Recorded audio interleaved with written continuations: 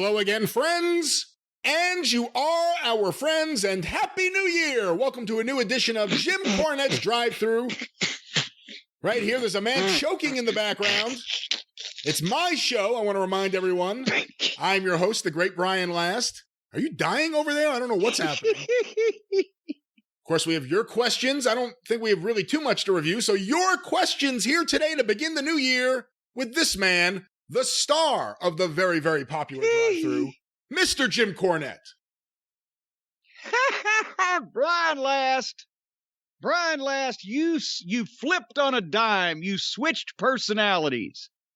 Moments, mind you, before we went on the air for this fine podcast, you were a picture of consternation. You were bumfuzzled. You were verklempt.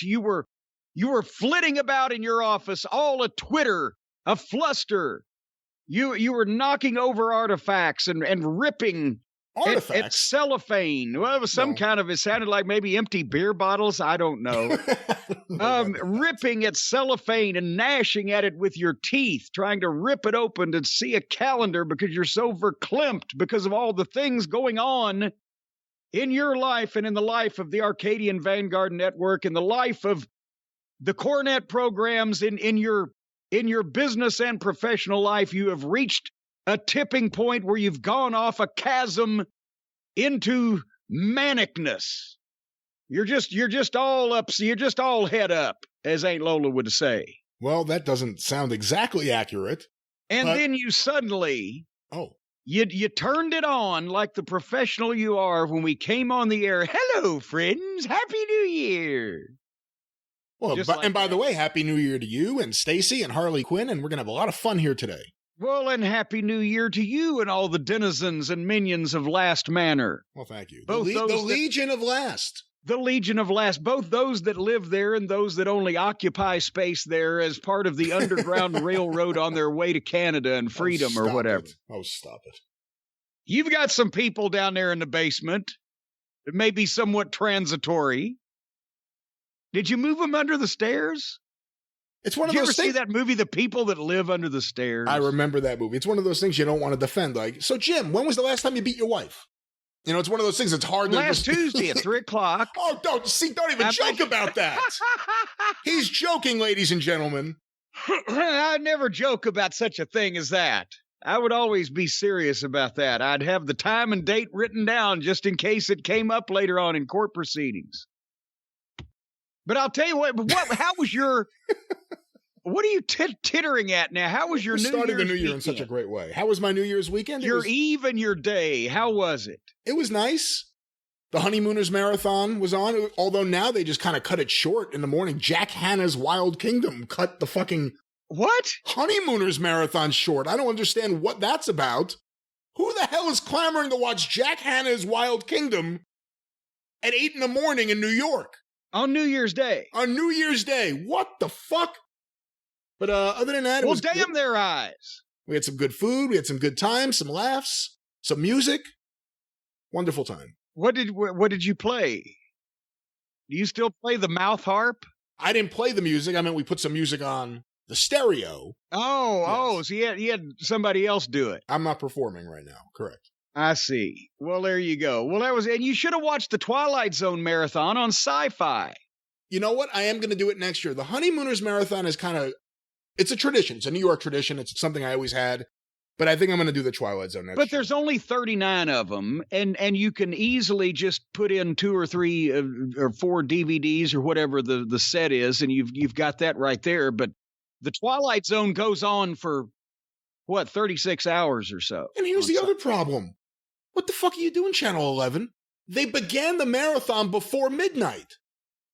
If someone wants to watch the marathon from beginning to end, I wasn't going to do beginning to end. I was going to sleep at some point. Fairly soon, by the way.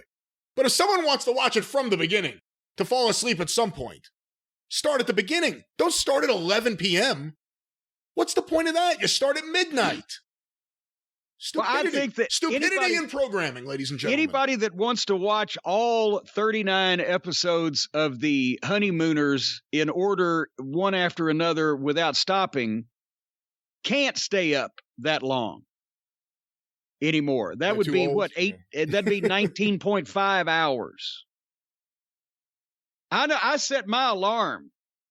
Stace did too. We basically, all right, so we're not going to sleep through it. So we both set alarms at 11:30 that would jangle us up so that we could get up and make sure we saw the ball drop and everything, and Harley was happy, and then we went back to sleep. But however, I'll have you know there were culinary delights again here at the castle. We got another lobster shipment from Lobsterland, and this time she steamed the lobster, and we got hoagie rolls. This could be my new favorite sandwich. Hoagie rolls that were then had the liquid butter drizzled upon them and browned in the oven and slathered with Louisiana remoulade. And then that... Say that again? Louisiana remoulade. Very nice. Some remoulade. I like the way you say it. Well, there you go. It's very Cajun-y. The Louisiana remoulade. Anyway, we slathered that over there and then put the hot lobster on top of that with more butter, and then hit it with the Old Bay and put the top of the hoagie roll on there, and oh my gosh, the crunch and the juiciness and the buttery and the lobstery, and it was just fantabulous. And I responded the following day, New Year's Day, by preparing my world famous meatloaf. World famous meatloaf, 3 pounds of ground beef, and also there's green peppers, and also there's onions and some beefy onion soup mix, along with some pepper and a little Quaker steak and lube chipotle barbecue seasoning mixed up with some breadcrumbs and formed out on a pan with tomato paste, icing it. You ice it like a cake with the tomato paste. Never ketchup on a meatloaf. Always brown gravy on top of that tomato paste, and you put that in the oven, and then some brown gravy, and there you go. I've got a new favorite dessert that I just invented, by the way. Does it contain meatloaf? No, it does not contain the meatloaf. Yeah, 3 pounds of that. What are you going to do with all that? Well, Stace wanted some, and I had 2.5 pounds, and there you go. Okay. But anyway, remember, I've got some room because it's New Year's. I've got to back off on this, but I've only gained like 5 pounds. I got a wild hair up my ass the other day, and picked up some donuts, some glazed donuts. I hadn't had donuts in a long time, but I was standing there at the deli counter, and there was donuts, and I picked up the donuts. But the donuts didn't have enough glaze on them for my taste. They were a little dry. So you know what I did, Brian? I got creative. And I went and I got a plate, and I put those donuts on a plate, and I put it in the microwave, and I heated those donuts up, and then I put some good old log cabin maple syrup on the top of those things and ate them with a knife and fork. And you liked it? And I liked it. What do you think about that now? I'm sure you always have trouble with everything that I like to eat. You put the maple syrup on after you microwaved it? Yes. I mean, it sounds messy, but I have no problem with that. It sounds delicious. Oh, that you've got no problem with. Donuts, microwave. Well, hot donuts covered in maple syrup. I'm willing to try that. Okay. Well, now maybe some powdered sugar for the new year. How do you feel about powdered sugar on the top? Now, fuck you. No. You son of a bitch. You're being over the top, but you don't have a problem with powdered sugar. No, I won't get that upset about it. I just thought we'd found common ground, and then you just go crazy off the beam. Are you okay with powdered sugar? You haven't committed to that yet. I guess if I had some powdered sugar, I'd put it on there and see what I thought of it. Okay. I didn't happen to have any powdered sugar. You're trying to redeem yourself after you turned heel with the pizza argument. Everyone turned on you. You got no one on your side. No. Hey. What a wonderful heel turn. I just sat here doing nothing, and you did all the work. No, the quality people agreed with me. The hoi polloi, the common folks, the people without the proper taste bud apparatus in their mouths, they sided with you because I'm sorry, it's just like in all things, having proper cultured taste buds is something that only the few of us at the top have. Some people think that you ought to be eating you ought to be eating dough with just sauce on it. For heaven's sake. Or syrup. Just dough with syrup on it. Hot dough with syrup. Some people think you should be eating hot dough with syrup. Well, now, wait a minute. Is there such a thing? Is there such a thing as a pizza nut? Or maybe a doza? You put a pizza on top of the crust is made out of the donut. Don't you see? Don't you see, Matthew? Have you ever had a pizza bagel? Like a real one, not like one of the microwave ones that you get in the store in the frozen section. No, I have not even heard of a pizza bagel. Okay. Pizza bagel is also what some guys I know used to call the girls on Long Island who were half Italian, half Jewish. They would call them pizza bagels. That's just rude. A good pizza bagel, and for the first time in years since Waldbaum's and Oceanside closed, I found a good pizza bagel. A good pizza bagel is like the greatest thing because you get a good bagel and it's a pizza. You get sauce and then there's usually no toppings. Funny enough, like a real pizza, no toppings on that. God damn it. But Here pizza we go bagel. Again. I was going to say, where do they put the sausage on the bagel? Or the pepperoni? They don't put any of that on the bagel. I've never seen one of those on a pizza bagel. And the bagel, as we know, is just stale, chewy bread. Unlike those hot donuts. Oh, those are filled with all kinds of goodness. But let's get back to what I said. Could we make a pizza crust out of donut dough so that you get the donut taste and then have the toppings on there? I wonder if that would work. Don't they make pizzas? And I don't know if this is something you would endorse or enjoy, but I think I've seen this where they make pizzas with pretzel bread as the crust. Does that interest you? No. See, now there again, pretzels. Do you like a hot pretzel? All pretzels is just chewy, flavorless, stale dough. There's nothing. Either they're chewy or they're potentially crispy. Now the little thin, crispy pretzel, like the rolled gold in a bag, the little thin ones That's that go not what crunch. I'm talking about. No. Then that's an okay pretzel. But to just have a pretzel, at least sometimes you dip it in some cheese whiz. And that might work. But without something on it, or dip it in grape jelly, something.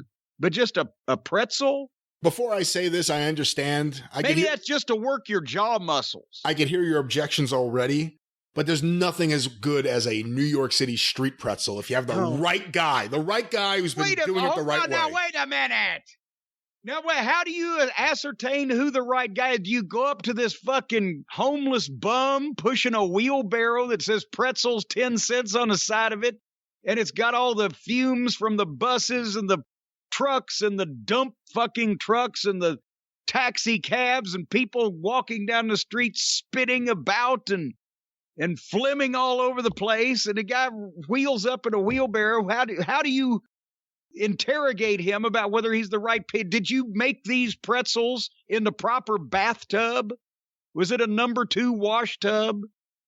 Did you have Granny's old wash water from laundry last week to wash off the dishes and to make the yeast and everything? How do you interrogate one of these people? Find out if he's the right person. Yeah, I'd love to hear you interrogate someone that way with cars going by. You'd have to scream everything. But no, the way you do it by trial and error. If just about every day for a while, you're going to have to walk downtown, let's say from 55th and Madison to Penn Station. That's a good 25-minute walk. Listen to some music. You want to grab something to eat along the way. You try one of these guys. If the pretzel has the right amount of salt on it, if the mustard's okay, if it's good bread, if it's a good pretzel, then you may return to that person. Mustard on the thing? Of course. And so can you tell, like, the different blocks by what color the pretzel is, by the shade of the soot that is sitting on it when it comes off one of those roadside carts? What about when the mounted police, they're in New York, they're police and they're riding horses like Dennis Weaver in a 1973 episode of the Sunday Night Mystery Movie. Look that one up, kids. And when the horse walks by with the cop on it and the horse farts, and all the flatulence, the horse flatulence, kind of settles down over the top of that food cart like a blanket. Can you tell that? Can you tell whether it was old Rusty or one of the particular police horses there that you might know by first name? Can you tell that? Yes. You just stop. Now you've just rolled over. There's no answer for this. You've just rolled over and quit now with it. I don't want to eat anything off of the side of the street in New York City with the you can literally look up and see the air in New York City. Okay, I don't think it's that bad. It's not Los Angeles. Are you against food trucks? Well, not now. See, now with the truck, then you have some enclosure over at least the top of the food, and it's being cooked in a contained environment. But then again, considering the lackadaisical nature of what I ascertained to be cleanliness standards there in New York City, with the shops you go into and you look behind and around and you say, oh, okay, I don't know but a normal city with a food truck and a nice catchy name. And, they've got the puns and oh yeah, that's ODB's important. Was the meet and greet, ODB's meet and greet, MEAT, meet and greet, but anyway, and you look and you see, check out the guy's fingernails that are handing you your food and stuff like that. I don't have a problem with the food. They wear gloves. In a normal place. They wear gloves now. The reputable ones. I just don't want my food to be out exposed in the New York City metropolitan area with all the fumes being belched about by a variety of things, both mechanical and bestial. Oh, it's good for you. It makes you tough. Well, all right. I'd rather have my home-cooked lobster rolls, thank you very much. Why you must be overloaded with carbs. You need to go to the doctor. You eat pizza crust with just dough and sauce. I don't eat it every day. You eat pretzels, just dough. I haven't had a pretzel in a while. You're just talking about eating, just chewing on bread all the time. On my desk right now, I have a beautiful, I can't wait to eat this thing, Honey Crisp apple. It looks delicious. I have some clementines. And I have some stuff from nuts.com that's over here. But let's talk about what's on the desk. Yes, right. Clementine. Oh, my darling. Oh, my darling. Oh, my darling Clementine. Well, you sound just like alfalfa. I'll tell you what, we haven't told you what we got coming up in the new year. The big news. The promotion's so nice, we're doing it twice. We are auctioning off another set. My final set of the Wrestling All-Stars trading cards at Heritage Auctions. Again, that we did a couple months ago. That was very successful. Except that was all three of the sets. The first one from 1982, and then second and third from 82, 83. All together. This one, we're getting down to the if that one was too heavy for you, if it was too big of a bite of the burger to take, well, we're getting down to just the meat and cheese with this one. The 36 cards in the very first set of the 1982 Wrestling All-Stars cards from Pro Wrestling Enterprises, plus an extra Dusty Rhodes. You can never have too much of the dream. That is currently... Tell that to the smart fans in the late 80s. Well, hey, but they didn't have his card, though, see? He's very sought after now. But anyway, it is the Winter Sports Card Auction at Heritage Auctions. The auction, I've said that word 18 times, ends on January 28th. And you can look for it right now on the Heritage Auctions website, ha.com, or by the time you hear this or shortly thereafterwards, depending on Hotchkiss's current situation, you can go to jimcornette.com and there'll be a banner on the homepage with the talking about the trading cards that you can click right on that, and it will take you, boom, to the page at Heritage where you can get more information, place a bid if you like, etc. But the entire, and this is including the Hulk Hogan and Andre rookie cards, as they say, and this Hogan card graded better than the Hogan card in the last set.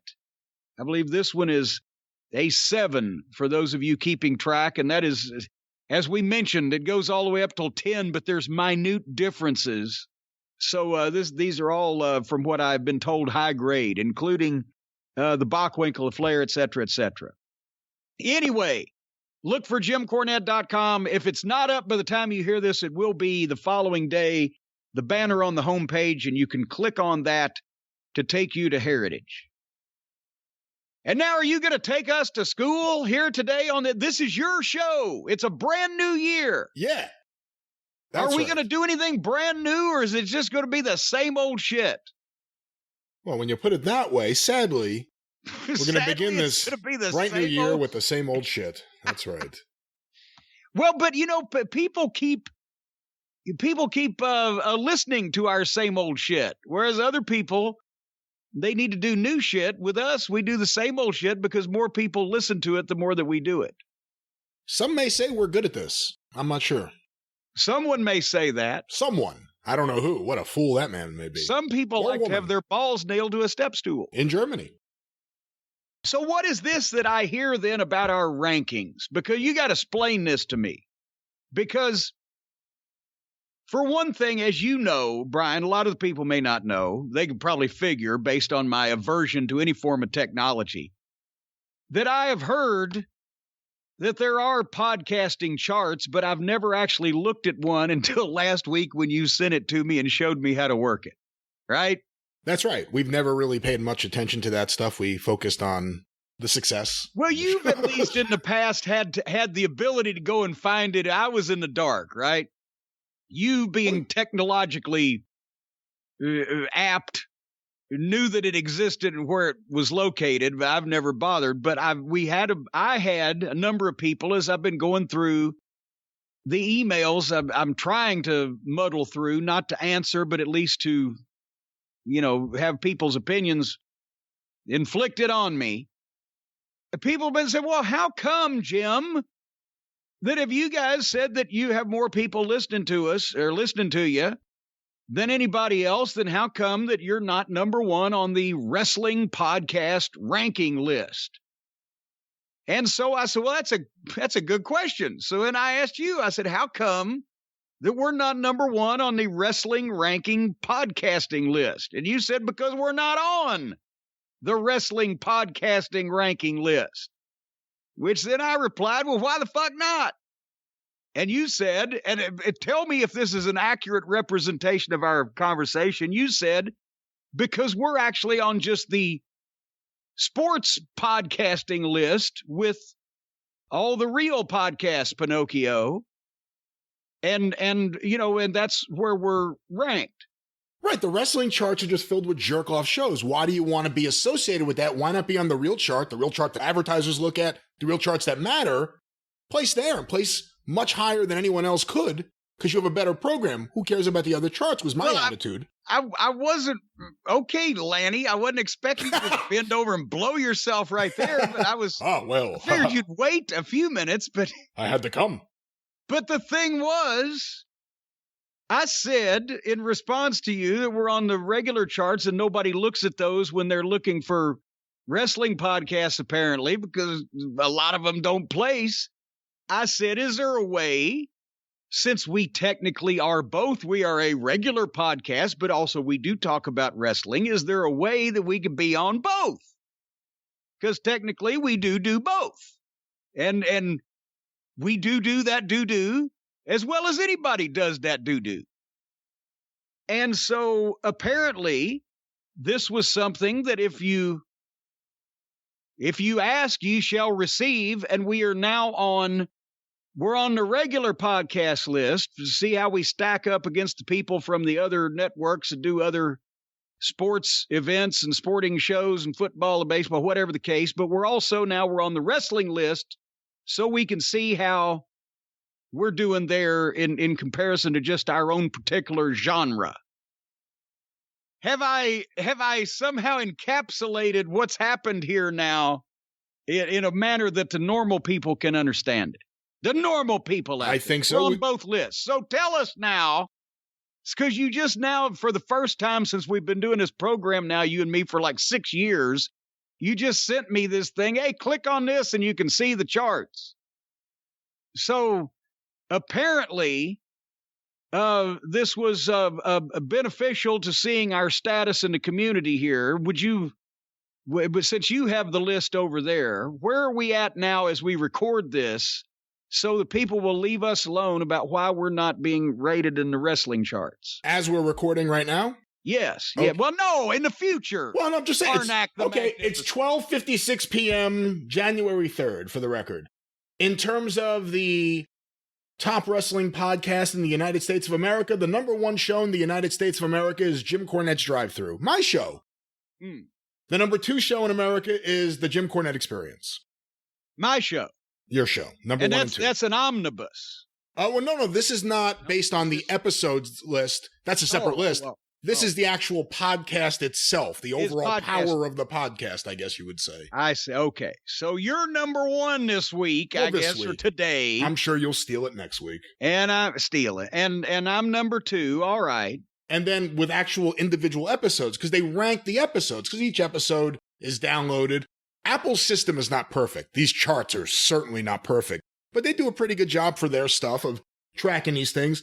The number 1 most podcasted wrestling, the number 1 most downloaded, considering the hours, maybe the most podcasted, most downloaded show in the United States right now is Jim Cornette's Drive Thru bonus episode 1. The number 2 podcast in the entire country right now is the Jim Cornette Experience Special, Those We Lost in 2021 Omnibus. The number 3 podcast in the country right now is Jim Cornette's Drive Thru episode 224. And just a note, 'cause we haven't released too many other episodes in that time period, but the commercial omnibus is right now number 9. It's going down a little bit. It's still in the top 10. It was number 5 the other day. Oh, shucks. 6 hours of our commercial spots was number 5, but right now it's at number 9, but we are 1, 2, and 3 as of this moment. We do so well with the commercials. I wonder, since some shows, they complain about the commercials, I wonder, would some of those shows pay us to just do their commercials for them? I wouldn't take their money. People listen to ours on purpose. We wouldn't take their money. Fuck those clowns. Stay over there in the subprime world, you losers. Fuck subprime. Now, I can tell you've been talking to real estate agents. Oh, a few. The subprime. All right. I've been talking to a few people. That's exactly right. Yeah. So that explains the discrepancy before why people say, well, we can't find you in the rankings. Now we're on both the wrestling list and the sports podcast in general list so that you can find us wherever your particular interest lay. And apparently a lot of people are laying in wait for us. Look, make no mistake. And I'm not blowing myself here. I'm just saying the facts. These are the 2 biggest wrestling podcasts of all fucking time. And they are currently also, coincidentally enough, the 2 biggest wrestling podcasts going. No one else is in of all time. Of all time. Of all time. Of all time. And by the way, also, we're not even talking about YouTube. We crush the competition on YouTube. And there's a reason. A lot of those shows suck. And I'll tell you, right now, we are number 1 and 2 in the podcast top 10. We have the number 1, 2, and 3 episodes in the podcast top 10. I think we have 5 in the top 20. I'm going to take the entire fucking top 10. I'm going to take the entire fucking top 10. And then I'm going to take the top 25. Just watch. And then just watch. We'll go to Poland. Annex Poland. Oh, stop it. Spring. That's horrible. That's horrible.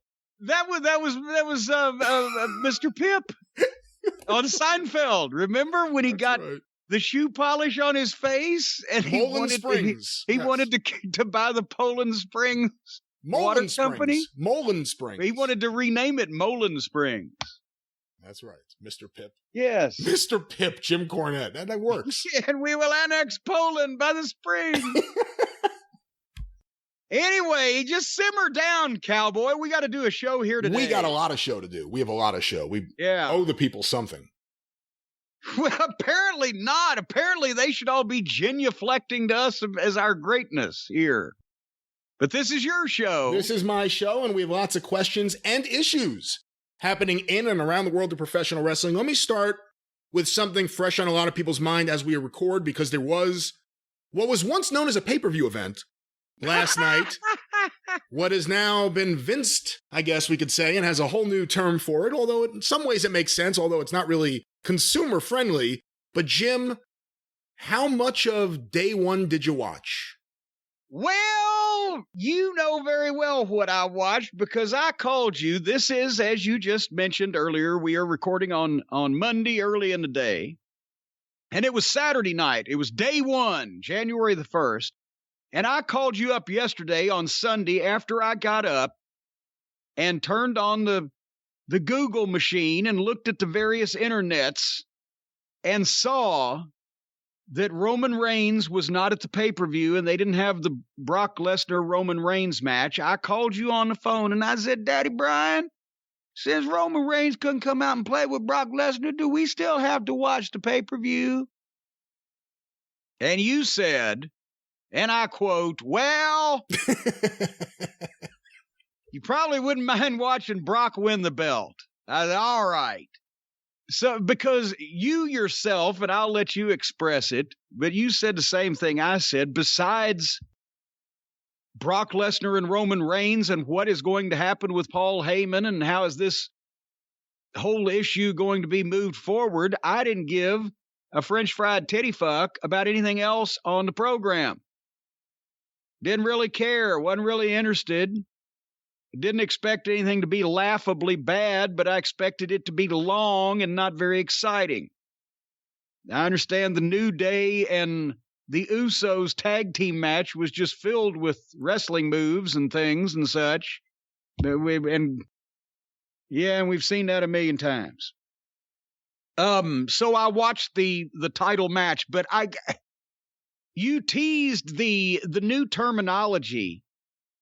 Welcome to our first premium live event of 2022. So now no longer it's a pay-per-view because the people are definitely not paying for it in any large numbers. And now that it's on Peacock, they don't have to pay per view. They can watch it anytime they want, as many times they want. But now we have premium live events, Brian. Does that just... Well, that just makes me salivate to see more of those. Sort of like the premium gash. Have you ever actually... The premium gash? What? Yeah, the premium gas. Have you ever... What, gash? I thought I heard something else. Premium gas. Have you ever actually... When you go up to the fucking pump, do you get the premium gas for another 50 cents a gallon or whatever? Or do you just stick the goddamn regular gasoline in your tank? Well, I do regular, but I don't do any of that. New Jersey's a full-service state. Oh, God damn, that's right. I forgot. Well, and we have lower in normal places where I don't trust anybody anymore to be fooling around with my car.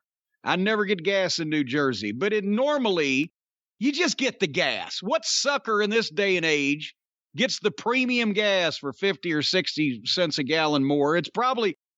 There's 3 different kinds of gas at the pump. If you had an X-ray, the tank 5 feet underneath you, all those fucking pumps are connected to the same tank. But now it's a premium live pay-per-view. Sounded like it had some gravitas to it. Premium live event sounds like a fucking little shortly souped up version of what you get all the time anyway. There has to be another term. I don't know what it is. But premium live event sounds like what you would put in a memo to another department. Pay-per-view, it's probably antiquated. I mean, it is antiquated. What would you call it? You have to call it something that signifies you must pay, I would think. This won't be free. You must pay. Well, you don't have to pay. That's the thing. They've fixed it where you can see this at no additional charge to you in your own home if you have Peacock for $5 a month. So,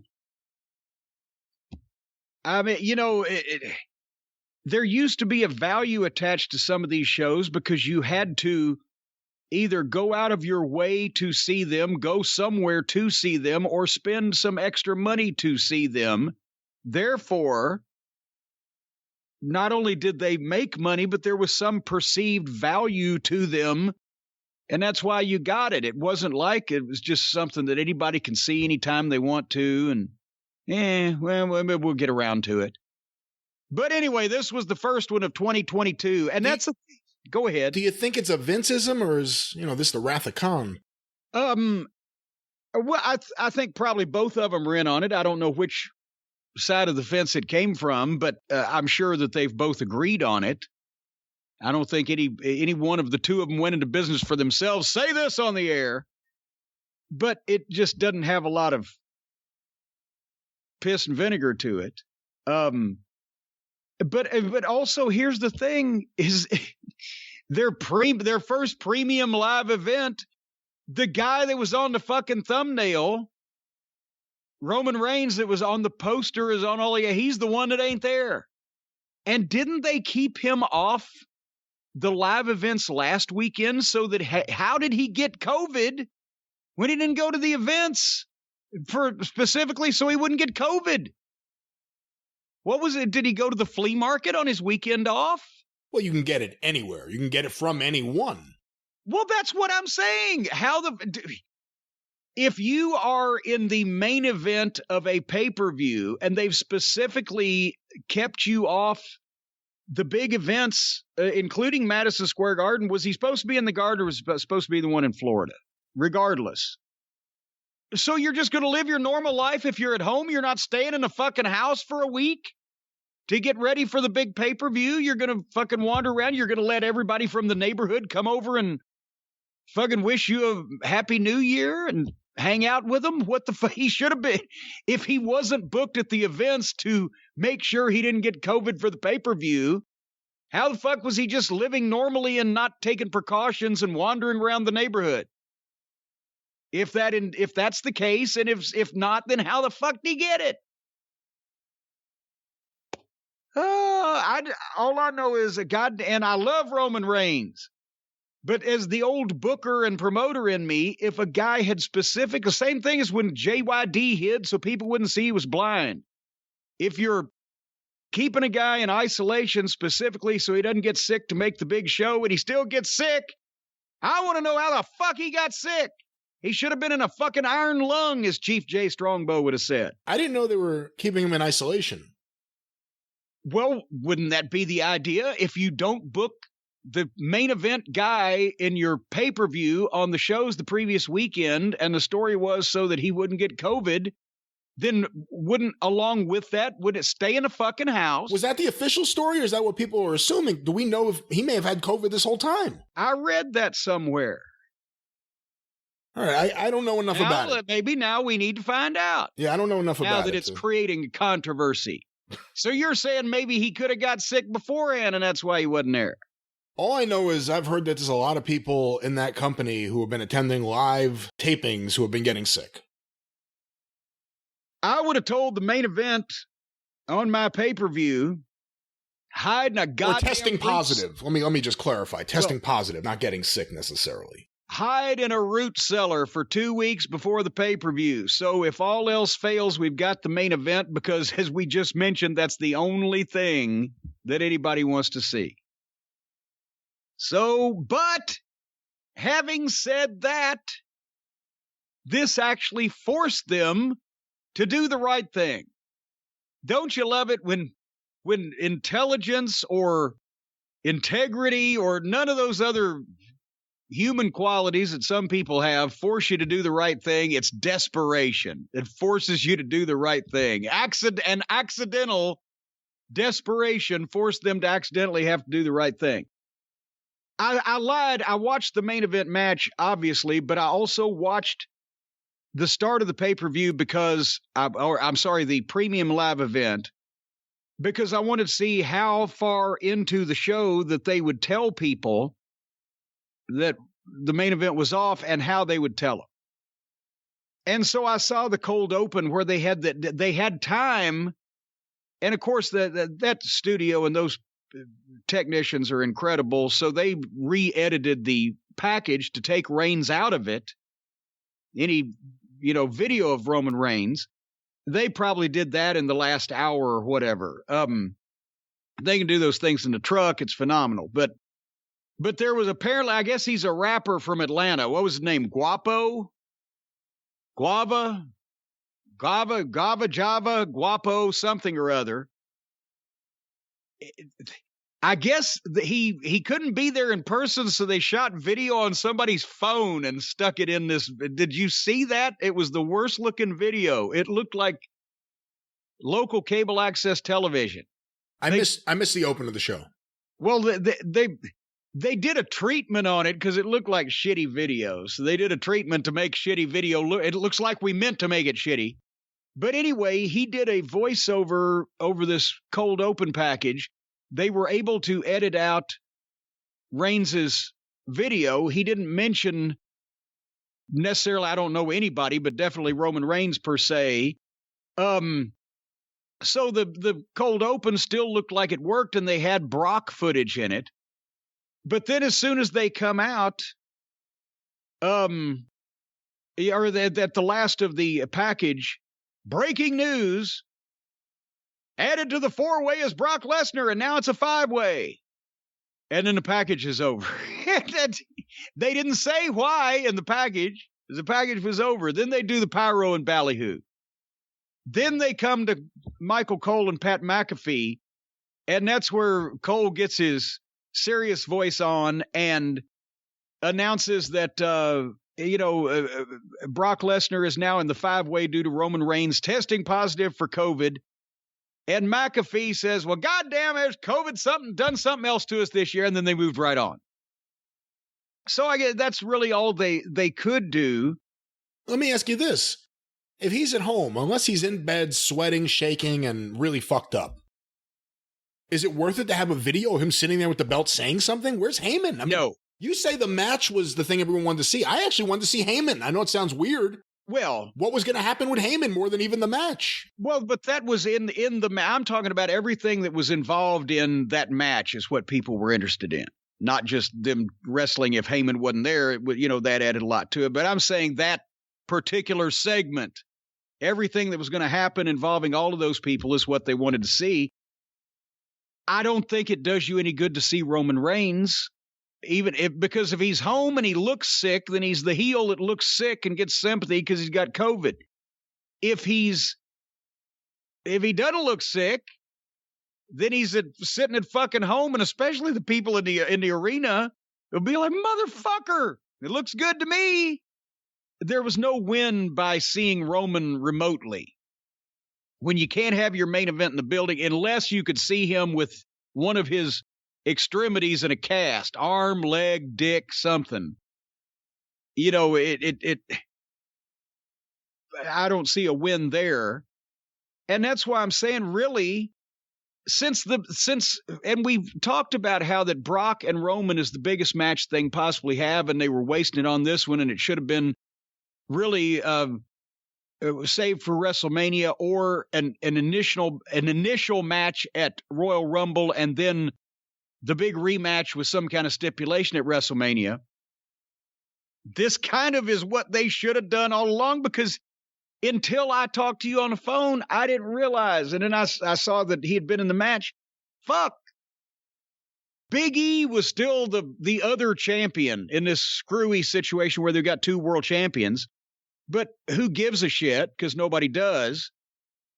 So to have the Brock Lesnar, Roman Reigns showdown mean as much as it possibly can, in addition to Paul Heyman, which way's he gonna go?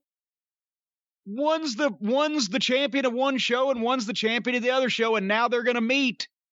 And the winner will obviously at some point, one would think, unite those two championships, which they should have done. They never should have had two to begin with. So now, by this happening, they pissed off people in Atlanta that wanted to see that live. Nobody else had any appreciable money in it, or, the people that made the effort to go to the arena in Atlanta, buy the tickets, park, be around a bunch of contagious organisms. They had money in it, but nobody else had any money in this fucking show because it's on Peacock. So, fuck it. Now, Brock Lesnar is the champion one champion and Roman Reigns is the other champion, and there's another thing we got to settle, and especially which side is Heyman going to be on now with all the marbles on the line. This is how Brock should have been going into this match to begin with. They just had to do it because they had no choice. They had to do it right. And so Big E's participation fucking trophy championship. Thank you for coming, Big E. Everybody loves you. You're a nice person. But now we can get to drawing some fucking money. What'd you think about just except that Brock had to be in a 5-way? Otherwise than that, is there anything else they could have done here besides send the people home happy by putting the belt on Brock and giving them as much of what they'd like to see as possible? What do you think? I thought it was the right thing, and like you said, and when I talked to you the other day and you were surprised that it was for the other championship, we realized it sets things up even better. I mean, this is the best way to do it, but there are a lot of WWE fans that love Big E, and I did see a little bit of feedback, people just upset, like, oh, they ended this feel-good championship run, but like you said, you know what? The sentence you just uttered, there's a lot of WWE fans that like Big E. You could have put a period after fans, and that would have been an untrue statement. There's a lot of WWE fans. They're not anymore, there's not. Because everybody gets a turn at the fucking world championship just because they're nice people. And nobody's a star. He sells merch, too. I mean, let's look at some of the other reasons why. But I hope they keep them apart until Mania somehow. I hope they don't just throw this on the Rumble or something. But now you have two champions who seem like legitimate champions. You could do something now. But the problem is the rest of the card. You said we didn't care about the other matches. I didn't know what the other matches were. Well, but here's something else. I don't know that they can or need to just throw it on the Rumble, because the natural thing coming out of this match is Brock and Lashley, which will be a match that people can sink their teeth into, that they can buy, that is believable. And the way that they work this thing, that's perfect. Come back with Brock and Lashley at the Rumble. Wait, let me stop you. Lashley's going to have MVP. What do you do with Lesnar and Heyman? Well, hold on here. Because then you can do something there that makes it natural that you have Brock and Roman finally at WrestleMania. And with MVP and Heyman, I'm sure there's some way or another that they can be creative enough, but yet not do something goofy that still doesn't beat Lashley flatter than 4 o'clock at the Royal Rumble, so that he has some interest in the outcome of Brock and Roman at WrestleMania, as long as they don't make it a fucking 3-way. Well, that's the only issue. Obviously, they do the thing where the winner of the Royal Rumble gets the world title shot at WrestleMania. Well, obviously, the fucking normal years of these two guys that were supposed to already fight each other aren't monopolizing both the major championships in the company, and something needs to be settled. So I think they can dispense with, well, as Dutch Mantel used to say, if we always do what we always did, then we always get what we always got. Would you take the belt off either guy before WrestleMania? No. Okay, just want to put it out there explicitly. No, what? Jesus. But anyway, they just put it on him, and they did with and it was a 5-way, and I thought, oh God, and during the match, I was starting to think, well, they're going to kill the golden goose here, because you can't neutralize Brock and make him ineffective and disappear in these multi-man matches for very long or very many times, and they were skirting that. But Brock versus Big E, Kevin Owens, Seth Rollins, and Bobby Lashley. Big E was the champion. Does anybody, and I know they just re-signed Kevin Owens, but no, you can see the difference not only in the talent, but in the way that the people perceive the talent. That, I'm sorry, but Big E and Owens and Seth may be at the top of the card, but they ain't neither of them, of the three of them, the guy right now, the way they've been portrayed, where they're at in their career, their look, whatever, that Brock or Reigns or Lashley can be because of their gravitas.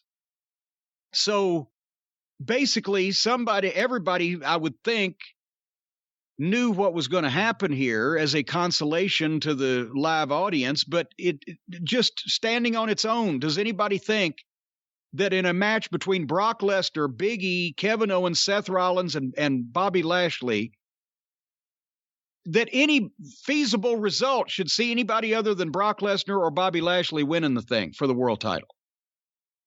Why would you do anything else? I agree with you. Obviously, WWE fans, like I said, ones that were disappointed in Big E.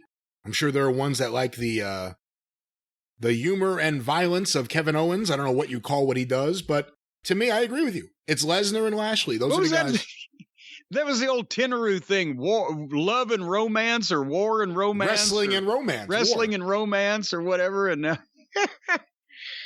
and comedy and violence. Anyway, I fast forwarded the cock.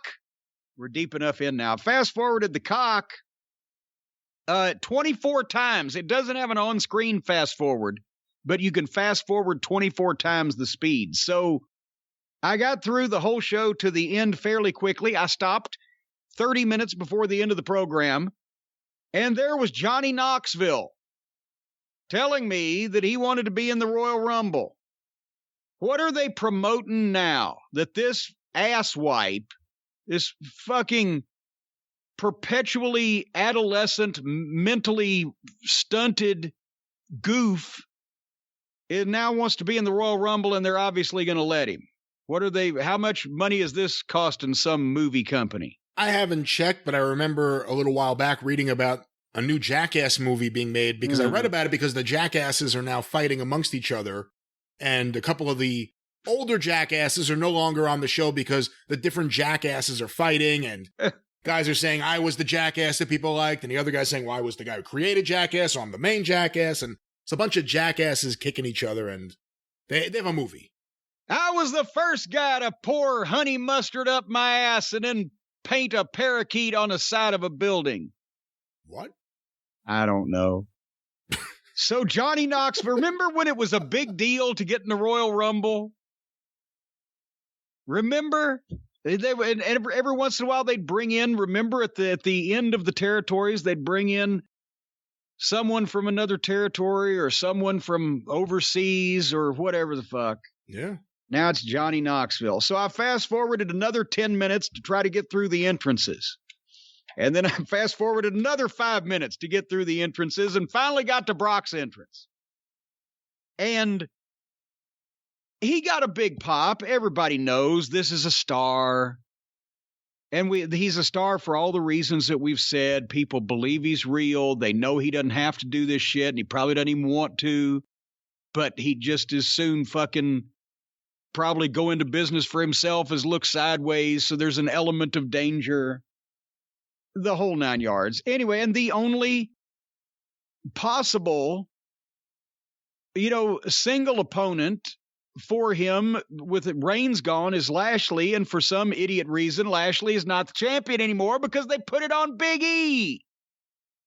But now that they did that actually works well now that they've been forced to do the right thing.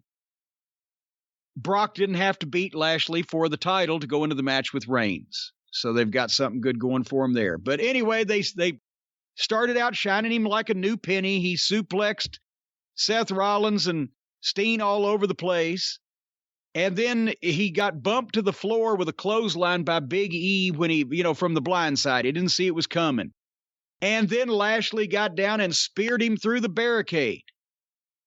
And that looked great. And I said, I made the note, great spot, but you've wiped your monster out in the first 3 minutes of the match. I didn't know they were also going to be smart enough to not let this thing go a half an hour and it'd be done in less than 10 minutes bell to bell, which was another reason why that this thing worked.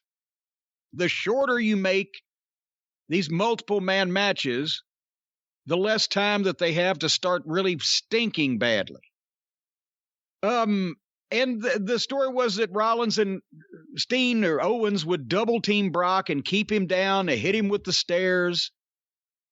I was afraid if they went any farther with it, it would just make Brock part of the phony bullshit. And people started chanting for tables. You know, when they started clearing off the ringside announce desk, people were chanting for tables, not wrestling. We want tables. Yeah. But then Big E rock-bottomed Lashley through the announce desk, and they got their table. And then again, Rollins and Owens double DDT'd Brock onto the stairs, and he was still down. And I was thinking they better not do it to him again, because goddamn, you cannot have Godzilla over in the corner selling his fucking shin for, forever before he loses his scary. But anyway, they did more to Big E. And that's, it's great and all that, but they were just stretching the match out a little bit. And then finally, suddenly, out of nowhere, Brock came in, caught Seth Rollins and F5'd him, caught Big E and F5'd him, caught Owens and F5'd him. I'm like, now we're fucking talking. And Lashley spears him from the fucking blind side again, boom, and gets a 2 count. And then gets the hurt lock on. And for just a second, I was like, my God, they're obviously not going to have Brock tap. He's going to break this fucking hurt lock, and I'm not sure how I feel about that. When suddenly, Big E saved him from behind by blasting Lashley, and then Brock, who was loose, just boosted fucking Big E up and F5'd him. Boom. Again, 1, 2, 3. So, and Brock got no retaliation on Lashley from either the spear through the barricade or the spear in the ring or the hurt lock. And they exchanged some very withering glances at each other. And as I said, I don't think the whole thing went 10 minutes bell to bell, which was perfect. So they accidentally had to do the right thing. Now, Brock Lesnar he didn't sell for anybody in the match per se. He sold shit that was done to him by multiple people from behind. And they kept the camera off of him in the parts where he had to just lay out there and fucking sell. He comes back in, beats up everybody except Lashley. And so now Brock is the champion of one show. Reigns is the champion of the other show. Lashley had one of the champions beaten but got screwed out of it. We don't know what's going to happen between Brock and Reigns or now between Brock and Lashley. And in the overall scheme of things, Big E, Kevin Owens, and Seth Rollins don't really fucking matter because they've got top spots on the card, but they're never at Seth, if he had booking behind him, could be, or could have been at one point. I think now people are just used to it. But those guys are going to be top guys, but not the guy. And the guys that we're focused on are going to be the guys that can sell tickets if anybody can, because they don't have any other big matches that you can fucking make attractive like those. What do you think? It was the right finish, obviously. I was very happy it didn't go long. I hate these multi-man matches, and we just had an AEW show with multiple team matches, a couple of them back-to-back. I know it's not the same thing, but it's just a lot of people. Just give me something simple. And they kept it as simple as you kind of could. All things considered, considering a 5-guy match. Yeah. Lesnar and Lashley is a match that has intrigued me for a while, so it's not even just because of this. The backgrounds are somewhat similar. There's a lot you could do there. If Lesnar has Heyman and he has MVP, could be some really interesting segments on the mic. I like this. One question I have for you that popped into my head listening to this. Is there any reason you would keep Roman off TV even longer than he needs to be now? Possibly. So that he's not around. So whatever you do with Lesnar and Heyman, it's all happening with Reigns out of the picture until we don't even know where he is. When is he coming back? Yeah. And hopefully they won't tell us either. He might surprise somebody. if they had, for example, Brock Lesnar and Bobby Lashley at the Royal Rumble, and MVP's obviously going to be in the corner, and then someone might ask Heyman if he's going to be there, and he might, well, you know, he might say, I'm going to be there just to see what happens, and then he's there somehow, but not necessarily tipping his hand, and then somehow Roman Reigns shows up and does something. Did Heyman know? Did Heyman know? Michael, let me ask you, did Heyman know he was going to be here tonight? What's going on? Let's go to the back. But now here's the thing. If somehow Roman Reigns would prevent the Lashley winning the title from Brock, would then Lashley not be mad at Reigns? And do they have a big event in February? I think they do every month, right? Between what do they have? What is it? A premium live event? A premium live event. Let me look it up. WWE Premium Live Events. And oh, here we go. WWE.com. Premium Live Events of 2021. That's last year. That's last year. Yeah. Well, the point is, while you're looking, I have the schedule. Okay. No, January 29th is the Royal Rumble in St. Louis. And the next premium live event listed is April 2nd and April 3rd, WrestleMania in Dallas. Wow. So they're skipping February and March. Wow. Well, we'll see. But anyway, they've got potentially, you've got a match of some import between Brock Lesnar and Bobby Lashley. You've got Reigns and Lashley. You've still got Brock and Roman that hasn't been done. Then you don't even need to consider trying to add motherfuckers into this in a three-way or multi-man or whatever until SummerSlam. If you do this right by concentrating on old-fashioned booking, who has beaten who or who hasn't beaten who, and who believes they should have. That's all you need when you're talking about the World Championship. Anyway, we'll see what they do with it. But they've serendipitously been handed a fortunate situation, not of their own making, which proves that even the blind squirrels, Brian, do find nuts every so often. That's right, they do. And of course, if Nuts.com was here this week, what a perfect transition. But Jim, what I was going to say is, although the main event was rather short, the rest of the show wasn't. I don't know, 5 minutes may have been too long, quite frankly, in some of the other matches and things on the show. But afterwards, I could tell you, I don't know how you felt, I was ready to go lay down and go to sleep. And get a good night's sleep. Well, see, everybody knows that I didn't sit through that whole thing now, so I can't say that I was ready for a good night's sleep after watching that main event match. But you know what, Brian? Every day I'm ready for a good night's sleep because I know that I'm going to get one. Because when I lay my weary head down to rest at night, it is on top of a mattress made by the fine folks at Helix Sleep. Folks, the Helix Sleep mattresses, we've been talking about them on the program for so many months now, and so many of you have written in with your testimonials of how you wake up feeling rested or refreshed. It's the best mattress you've ever had. It was quick and fun to unbox, easy to put where you wanted it to. You go to helixsleep.com, that's Helix, and they've got a quiz that takes 2 minutes to complete and matches your body type and sleep preferences to the perfect mattress for you. The only person, Brian, that has not been able to find a match on helixsleep.com is Hotchkiss Featherbottom's Aunt Fanny Featherbottom. They even had one for Uncle Felcher because he likes to sleep on the side that he's not missing the arm on. But they couldn't find a mattress that compensated for Aunt Fanny's missing arm. But folks, if you've got all of your appendages, I think they can help anyone.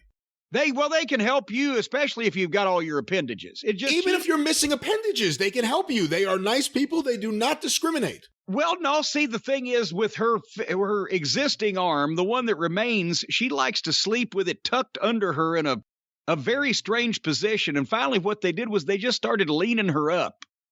Instead of sleeping laying down, she's leaned up at about a 70-degree angle out on the front porch where she gets fresh air. 70 degrees. About 70 degrees, yeah. But anyway, at helixsleep.com, you take that quiz for about 2 minutes, and then they match you up. They have different mattresses to choose from: soft, medium, firm, mattresses for cooling down if you sleep hot, mattresses that match up with you for spinal alignment to prevent morning aches and pains. And they're working on the feather bottom model for those of you with either a missing left or right arm. However, when you take that quiz, you order the mattress, it comes shipped right to your door for free. You don't ever have to go to the mattress store again and lay on one of those things that has who knows how many people have been laying on those testers in the mattress store. But folks, go to helixsleep.com/JCE. Take the quiz. They will match you to the mattress. They've got a 10-year warranty, and you get to try it out for 100 nights risk-free. If you don't like it, they'll even pick it up for you. They won't even ask you what you've been doing on it. If you don't leave any obvious stains or discolorations, they'll never know. And right now, Helix is offering up to $200 off all mattress orders and 2 free pillows for our listeners at helixsleep.com/JCE. There's over 12,000 5-star reviews, and over 1 billion hours have been slept on Helix mattresses. And as we've mentioned before, that's not even taking into account TV watching, eating, and messing around. So right there, you get easily 3 billion. By my count. By your count. No one else has verified this count, so rely on what Helix Sleep says, not what Jim Cornette says, and of course check them out, and they're very, very fine mattresses. They are. helixsleep.com/JCE. It'll be like just curling up next to a warm puppy's belly. Although it is certainly tempting after that spot to go lay down somewhere, and it really does sound nice right now to go lay on my Helix mattress. But Jim, there are a lot of things happening in wrestling. We do have to get to questions. But the biggest story, it happened the other day, it happened on New Year's Eve, was, I guess it started with an article, and I have it here, and I think the headline is important, because it I think it triggered things. But there's an article here related to the release of Big Swole from AEW. Now, you may remember, we just covered it maybe a month and a half ago on... We were laughing about how amicable... Yeah. The statement was, we've mutually agreed and decided that I shouldn't do this anymore here, and type of thing, instead of, we wish you all the best of your future endeavors, and she's done. But it didn't last. The harmony did not last between old Big Swole and old Tony Khan, did it? Well, as part of her statement, I think we should say this on the air to put everything in the proper context. She put out a statement on November 30th, detailing her not being with AEW anymore, and it says here, so I took my leap, and after speaking with TK, Tony Khan, and AEW higher officials, we've decided not to renew my contract with All Elite Wrestling. This was a hard decision, but a needed one. I am grateful for their understanding and that we could mutually come to this agreement. She then goes on to talk about it's bittersweet, she enjoyed her time there, but like you said, an amicable statement. We've never seen a wrestler leave a company with a nicer statement than that. It was almost like they were throwing her a parade on the way out the door. So on New Year's Eve, so that was November 30th. On New Year's Eve, an article was tweeted out from Fightful.com by Jeremy Lambert, and the headline, and I think because the headline was the thing that got out there, this is the first thing we kind of need to dissect. Big Swole says lack of diversity and structure led to her leaving AEW. Now, I think we should make a couple notes here. One, whatever we say about Big Swole per se does not necessarily mean it reflects on any lack of diversity or lack of structure in AEW. They are things that could be mutually exclusive here. Well, I must admit, I think that statement sounds mutually exclusive, because there's diversity all over the place in AEW. It's the most diverse. They pride themselves on their diversity. But as far as structure, boy, howdy, that's like asking for structure from the fucking local daycare clinic, isn't it? Are those clinics or centers? Daycare center. Or they could possibly do some clinical work as well while the kids are there. And by the way, I should say not mutually exclusive as opposed to mutually exclusive. Yeah, whatever. I think everybody understood what you were saying. But that's the thing. AEW can have issues with lack of structure, and those are legitimate, and lack of diversity, and that's something that's, quite frankly, probably a conversation two white guys shouldn't be speaking about because it's just about what we think about it. But let's get to the meat of the matter. The one person, and this is, again, this is what tickled me about it. The one person that has been critical of AEW from within, because normally everybody's happy and almost nobody's been released, and the ones that have been, the few, brought it on themselves, the Jimmy Havoc's of the world, etc. But the one person that ends up being critical is not a major superstar, is not one of the up-and-comers, souping stars, up-and-coming superstars, is not an extremely talented individual. It's possibly, potentially, and imagine how much territory this takes in, the worst wrestler that they've put on television over the past year is the one now that has the issues. Or maybe 2 years. I don't even know if she's been on TV in the last year. Well, now remember, the first year there was a lot of Jelly Nutella and Sunny Kiss and all that other kind of stuff. So let's be. But wait a minute, the tooth and nail match, that was 2 years ago. So there you go. The point is, of all the people that could speak up about anything related to a wrestling company, this ain't one of them. And then Tony Khan does himself no favors by launching into a diatribe / knock / promotion for their TV show all in the same tweet. I have that tweet here. And again, this is why I said the headline was important. Tony Khan retweeted the article with the headline when he responded to it. And I could understand him seeing that and going, what the fuck? What the fuck is this? The retweet says, the top 2 AEW execs are Brown, me, and Mega, with 2 exclamation points. Jade, Bowens, Castor, Dante, Nyla, Isaiah, and Mark Quinn all won on TV this month. The TBS title tournament has been very diverse. I let Swole's contract expire as I felt her wrestling wasn't good enough. Oh! Hashtag AEW Rampage, street fight tonight! So he responds with a defense, then goes to the jugular, because let's face it, she was a shits and everybody knows it as a wrestler, and then plugs his television show that night, all in the same tweet. I hope nobody was shining a flashlight on the wall when Tony was doing that, or he would have misspelled something, because his attention flits from one thing to another.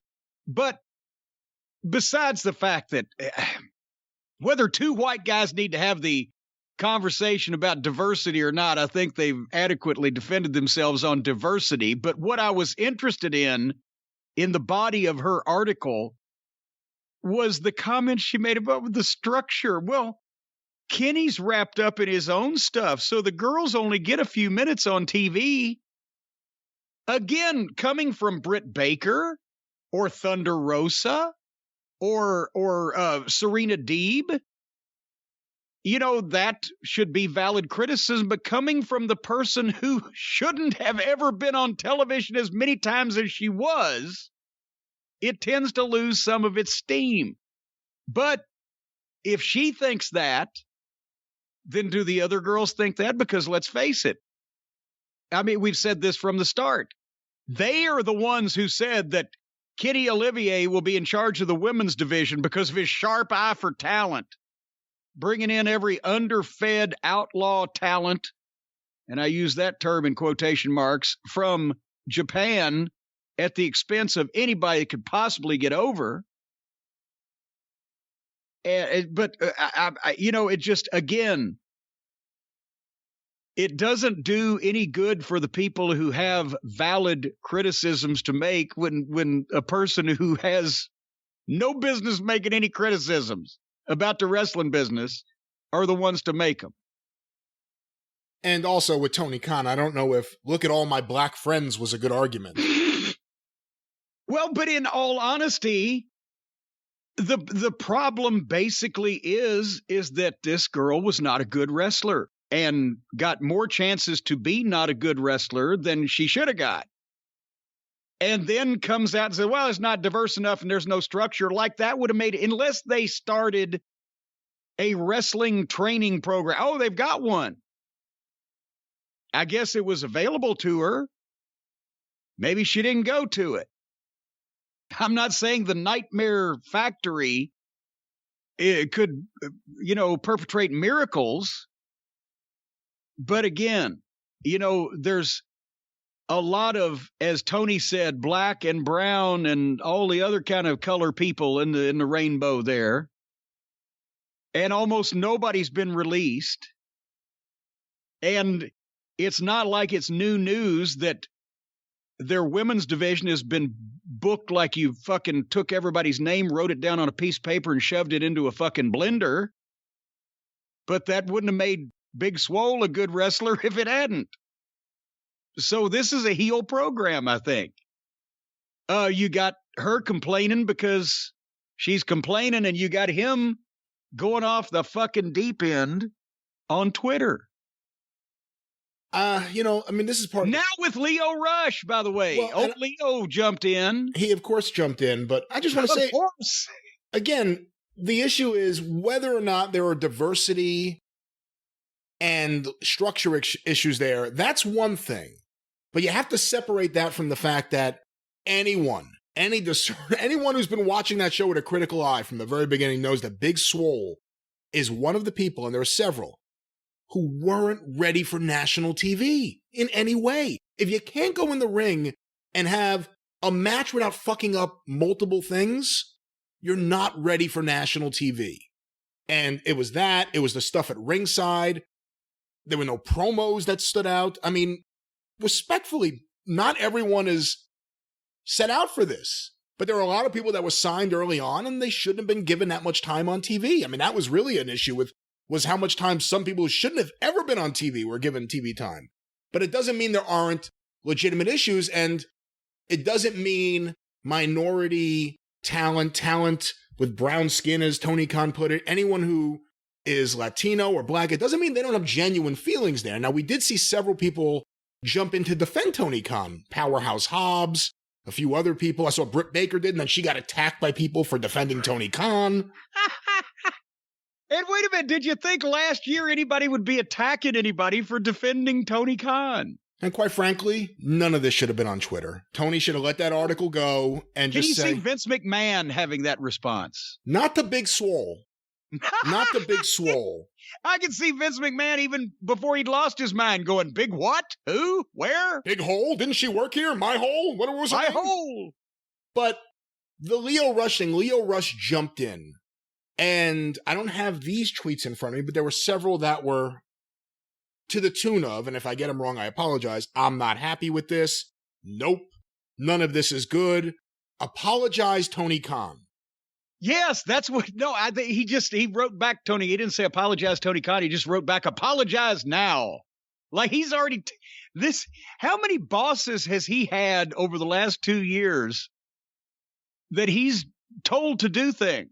And they've responded with, how about just fucking leave? And is the clock ticking, the countdown clock on his next retirement from wrestling? Well, it sounds like they've made peace because Leo Rush put out a statement yesterday, January 1st, 2022, 3:58 p.m. I want this to be clear. I do not consider this to be a diversity issue. And I at no point have thought or said that AEW or Tony is racist. We can all clearly see that wrestling as a whole and the AEW roster is perpetually diverse. The issue at hand was a racial insensitivity issue. Having spoken to Tony and Mega, we have discussed the endeavors to further understand the struggles of the Black community. I am grateful to be able to understand more about Tony and Mega's own ethnic backgrounds, and glad that they are actively seeking input from an African American perspective. I am proud to work for a boss and company that try to make these strides in social equality. I look forward to working with Tony to keep making steps towards positive change. I pray that 2022 is a year of positive change in all aspects. Happy New Year, and God bless. Hashtag be the change. Oh my God. So if this was the WWF, I would say somebody told him, shut the fuck up and mind your own business. And he put that out. But since it's AEW, I bet you that Tony and Mega did sit down with him and have just a wonderful conversation where everybody was nice. On the phone, yeah. On the phone or whatever. And now he's looking forward to closely working with. Here's the thing. Again, if you're running a fucking business and one of the employees has an issue with the boss, then publicly you side with the ex-employee while you're still a current employee rather than the boss. And then several days later, everything with you and the boss is all good. Somebody talked you off the fucking ledge. But again, Leo Rush, mind your P's and Q's. Nobody cares what the guy in the mailroom thinks about the way that the fucking board meeting is being run. But he's always got an opinion about somebody else's business. He can have an opinion about his own business, but he's like Rebby Hardy. He just always has to chime in about other people's business too. Apparently, he likes to be heard. My thing, too, is I do think it's a good thing for Tony and Mega and anyone else in AEW's executive suite, hierarchy, I don't know what you want to say. I think it is good for them to have discussions with African-American talent, Latino talent, hey, Jewish talent. We're going to talk about minorities here. Talk to all the talent. Try to get an understanding of their perspective and everything. However, I think that's a positive. However, if I had some employee on Twitter publicly yelling at me to apologize, he'd be gone in 2 seconds. He works there. He's not an executive. Well, but hold on. If it was Bryan Danielson or CM Punk, or they would have been on the phone calling well, me. Obviously they wouldn't have done that to begin with. But what the point I'm trying to make is, if you're shooting a movie, the director and the producer are taking care of the fucking stars of the movie. The extras might not like the way the movie's going, and it don't matter because they can be replaced. And or any business, whatever, and I'm not talking about any particular color of your employees. I'm talking about your employees, the hierarchy. You need your top guys. You need your main events. You need your movie stars. If you got the Rolling Stones, you need Mick and Keith, whatever. But the guitar tech, if he makes too much noise, you might just need to get a new guitar tech. And some people in this modern era of wrestling need to understand that you ain't going to change shit until you get into a spot where they can't do without you. And those are few and far between, especially these days. So otherwise, if you ain't ready to fucking pack your bags and go home, shut the fuck up. Nobody gives a shit. And that's unfortunately the modern generation of wrestlers, along with the modern generation, have been told that they should not have their feelings hurt, or they should all be able to participate, and everybody should have a voice, and everybody's, equal in this endeavor and all this stuff, and we're all a team together. No, it's the same as it's always been. If you're a movie star, you're better than the extra. If you're fucking Super Bowl champions, you're fucking, it doesn't matter what the water boy on the team thinks about how it's being run. In any endeavor, or field of entertainment or profession, good God, not everybody gets to fucking say how this shit's going to go, and all you do is get heat on yourself when you fire up with these fucking opinions. And that's coming from an expert. But I generally had one of two things: either the status in the particular position to make those statements, or the car keys in my pocket and the ability to get into it and drive home if those statements were not well received. If you don't have one of those two things, shut the fuck up, especially in the wrestling business. Well, we'll see what happens. I mean, I'm thinking it's probably the end of Big Swole, just because she never improved. Again, there are two issues here. Any issues with the structure and the diversity in the executive suite, or whatever it is, over in AEW. That's one issue, but Tony made a mistake conflating all those things together in one tweet, including the promotion for the fucking show. Yeah,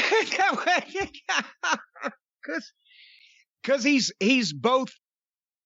got way too much energy. Who was the guy we used to call Hippity Hop in the old WFIA conventions? There was a guy from up your neck of the woods, up in New York. I remember his name now, but he might still be listening. He was a nice fella, Paul but Frank? he was no. Oh. Kenny Levitt? He had so much. Shut up now. He had so much energy, and did go on verbally that everybody called him Hippity Hop.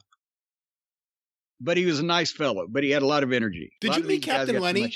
Did you ever meet Captain Lenny Dauber? Are you kidding? Of course. All right. Well, that answers that question. Asked and answered.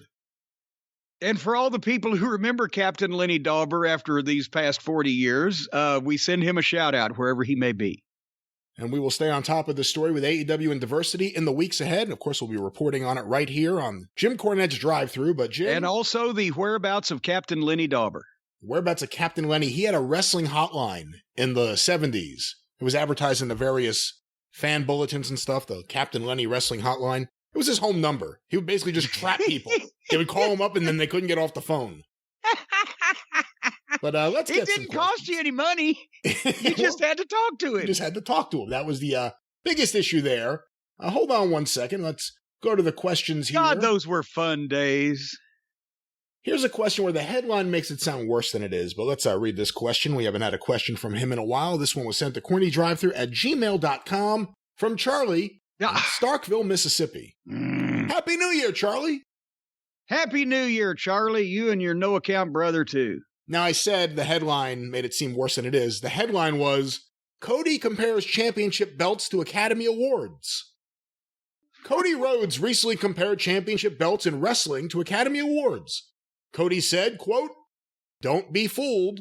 You talk to a lot of wrestlers. We love our belts. We really do. Most wrestlers who are worth their salt have their own display of all the belts they have ever won. Oh, boy. It's a significant thing. It's, no different than in Hollywood winning an Academy Award." Jim, what are your thoughts on Cody's comparison? Well, and I do possess one set of belts, replica belts, that's what he's talking about. He's not like all the guys still have their belts that they won, the actual belts, because goddamn either Dave Milliken or Dan Lambert have those all wrapped up. I don't know about Dan Lambert or that other dirtbag, but if you're talking about guys in the last 15 years. That's what I'm saying. Yeah. I know for a fact because he told me that Bubba Ray and Devon Dudley had replica sets of every title belt that they'd ever won. They had to bring one of the sets of belts to TNA one time at a taping in Orlando for an angle of some kind.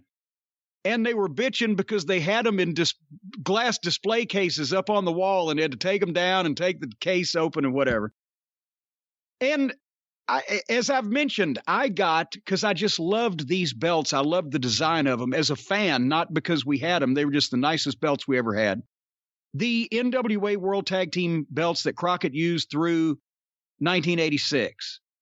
And then as soon as we lost them back to the Rock and Roll, and they went to Manny Fernandez and Rick Rude, and then Manny and Rude took off and took the belts, and they got new ones. I got a replica set of those because I just loved those belts. But having said that, in the old days, as I mentioned, you weren't allowed to keep the belts, and there were no replica makers. If you'd have wanted a belt that you held as a work in a territory, you would have had to have called Reggie Parks and spent a couple grand and waited 6 months or whatever to get that belt made. And Reggie Parks would have thought, "What? Are you a fucking idiot?" Because they didn't do that back then. But now that you can get the replica belts and they look better than the ones that, the promoters used to use, guys have taken to doing that. And I don't, as big a collector as I am and as big a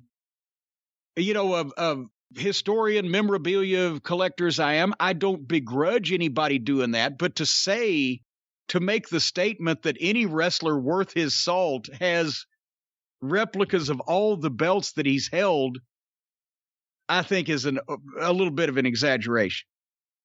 And yeah, maybe, again, if you held the WWE title, you'd want to get one, put it on your wall, whatever, blah, blah, blah. But again, I think that shows where Cody's head is at. He's in his mind, he's an actor. He wants to be an actor. And that's the first thing that I would venture to guess that 30 or 40 years ago, if you'd asked a wrestler, he'd say, well, I compare it to, the Stanley Cup or the Lombardi Trophy or the fucking, as something in another sport. You would have compared it to that, not an Academy Award. Yes, I guess it's just the modern generation. But like I said, I've got 5 championship belts here, 3 of them the Smoky Mountain belts that I designed and paid for and ran the promotion, and 2 replicas of the old NWA World belts because I like the design, not even considering that we actually held them. Plus, I'm pretty sure this is as close as Cody will ever get to actually getting an Academy Award, so let's not completely shit on this. But again, how the business has changed. The boys have better looking belts now on their wall than the fucking promoters used to use on television in front of people.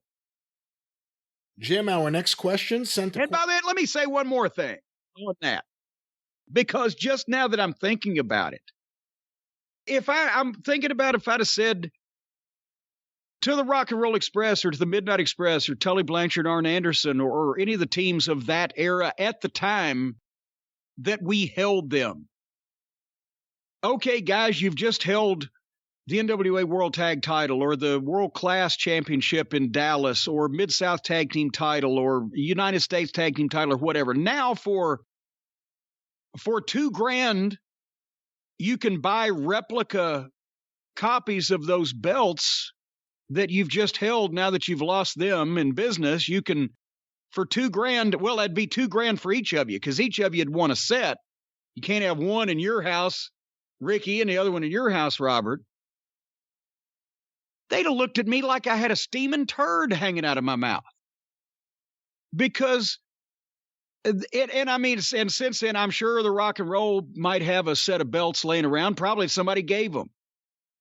But it wasn't, the belts weren't the important thing that you had. The important thing that you had was that if you had the belts, that means the booker and the promoter that you're working for thought that you were the top tag team for business. And if the heel had them, then you were the top heel team. And then when you drop them to a babyface team, they're the top babyface team. And that meant that you were going to be in main events and you were going to be paid more. That's why most guys, some guys wanted the belt, and it was an old joke, especially babyfaces. You don't have to pay them. Just give them a 6-pack, a rat, and the belt. They'll work for free. But most of the time, guys liked having the belts because it meant they were in the main events, they were going to make more money, and they didn't want to drop them in some cases because it meant that they would be moved out of that position. It wasn't the belt itself, and the idea that they were the champion is that they were being used in the absolute top spot, highest paying spot in that territory that they were going to be used in because they had them. So that's the difference now. And I mean, guys now are just, wow, we're going to win the belts. Even if it doesn't mean that they make any more money because they're on guaranteed contracts, so they probably don't. And even, I mean, now we got to carry 40 pounds of fucking, extra equipment around in our bag, but we're not making any more money than we were for it. Rather than we're getting the World Tag Team title, we're going to get a good run. That means we're going to be in the main events all the way through the summer and the Great American Bashes and blah, blah, blah. We're going to be in a good position for this show. It's, we're going to be the champions and we get the belts. Any more money? No. Any more bookings? No. Any more important? No. But we get the belts. That's where we're at now. It's a weird question. But if, let's say, anytime between 70 and 84, there actually was a replica belt market back then, or I should say replica belts on sale back then, would there have been a big market? Would wrestling fans have wanted those, and would wrestling promoters have allowed them to be sold? Good. Both good questions. The fans definitely would have wanted them. When the fans found out how much they cost, then that may very well have put an end to that. Because, I mean, let's face it. I know this is 40 and 50 years ago, but there was no souvenir in wrestling that cost $1,000 or $1,500. I don't know if there was a souvenir in any kind of professional sports besides maybe a ringside ticket at Muhammad Ali's biggest matches that would cost that much money. So the price tag in that era would have shut it. That's why I wasn't the only teenage kid that made my own championship belt out of aluminum foil and cardboard and a leather belt that you used to hold your pants up and blah, blah, blah, because that was the only kind you could get. But everybody would have wanted one. Nobody wanted to pay that much for it. The promoters definitely would not have wanted the fans to have belts that were as nice or nicer than the ones that they were featuring on television. Because remember, depending on the territory and the individual promoter, a lot of those belts looked like shit. They were in a bag with sweaty gear every night. They were thrown around and people were hit over the head with them at the matches every day. And they used the same belt for years and years and years. And screws were missing and jewels fell out. I use jewels in quotation marks. And the guys didn't take care of them for the most part, like I did, because we wanted our shit to look good. But unless guys were concerned about their overall ring appearance, they didn't take care of the belts because they weren't their property. And so the promoters probably would not have wanted the fans in the seats to have nicer looking belts than the ones that the wrestlers were wearing, since you brought it up. Would the promoters have wanted the wrestlers to have a great way to hear music? They certainly would have, because all those times that we used to sit in those concrete holding cells that served as locker rooms back in those days, it would have been great if we had something to listen to besides Donnie Bass getting out of breath and struggling to bend over and tie his boots. What were you talking about? I was talking about the finest earbuds on the market today. Well, funny, I was thinking the same thing. The Raycon wireless earbuds, the everydays. That's because you could wear them every day. Folks, a lot of people didn't even make New Year's resolutions this year. And you know what? That's okay, but that doesn't mean that you shouldn't find a way to improve your quality of life and your existence, whether it's switching up your routines, going someplace new, or whether it's wearing a brand new pair of Raycon wireless earbuds, because that's the best way to bring audio with you, because they will not fall out of your ears. They fit well. You don't even need to use glue. That's one thing I've mentioned to a lot of people that have written in asking me about a good glue dissolver. You don't need to glue these things in. They fit on their own. Every once in a while, a piece of Scotch tape if you've got a cauliflower ear, but that's only for those of you who have been shooters in the past.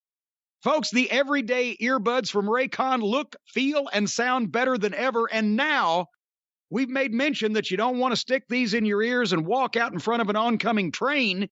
Well, now there's an awareness mode for when you actually need to listen to your surroundings. So that way you can just pop that awareness mode on and you know that the train is almost upon you. Optimized gel tips for the perfect in-ear fit. They are comfortable, but, and I believe I mentioned this, they will not fall out of your ears no matter what. You can stand and walk on your hands. You can pogo stick. You can get on one of those machines that has the dildo on the driving thing and it cranks up and boom, you can have all that done to you. They won't fall out of your head. And they offer 8 hours. You didn't give me any pushback on the dildo machine. They offer 8 hours of playtime and a 32-hour battery life. We might need to check on Brian and see if he's passed out. And the Raycon earbuds are priced just right. You get quality audio at half the price of the other premium audio brands. It's no wonder that the Raycon everyday earbuds have over 48,000 five-star reviews, and that's not even from Dave Meltzer.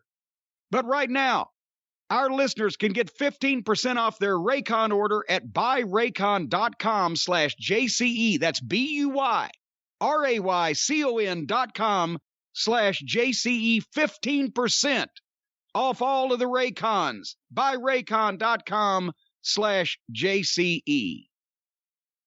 That is indeed correct. /JCE. And with that, I'm glad to hear you're all right. I'm all right. I'm going to let you have that dildo machine all to yourself. All right, Jim, let's get some more questions here this week. And this next one was sent to CornyDriveThru@gmail.com from Morris.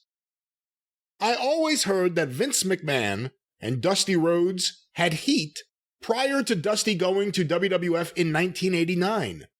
I also heard, because of this heat, that's how Virgil got his name. Is any of this true? Well, the Virgil part, yes, is pretty much But was it due to gimme. heat? But was it due to heat or was it a rib? How do you see that? It wasn't. No, there was no heat per se of a personal issue that Vince McMahon Jr. and Dusty Rhodes had in the past amongst them, otherwise than Dusty is the booker and the lead babyface for Vince's only competition in the 80s. There was the professional competition. But there was, and it was a rib as far as, making a flunky, giving him the real first name of the, flag bearer for the other company. But no, there wasn't personal animosity between Vince and Dusty that would prevent them from occupying the same room. And that's why Dusty went to work for him when the TBS executives were not as enamored of Dusty as Crockett had been. So that's that. I mean, we could manufacture a bunch of ill will, but there was nothing to keep either one of those guys from doing business with each other, except in the previous 5 years, Dusty had been the football coach and team captain for the other side. With Dusty as your coach, did he ever mention Vince in the sense that, it was his competitor, but he actually knew the guy. It wasn't like someone who he had never met before, like, oh, that goddamn mystery man, I hate him. Yeah, no. It was someone he knew, someone he had worked with and for before.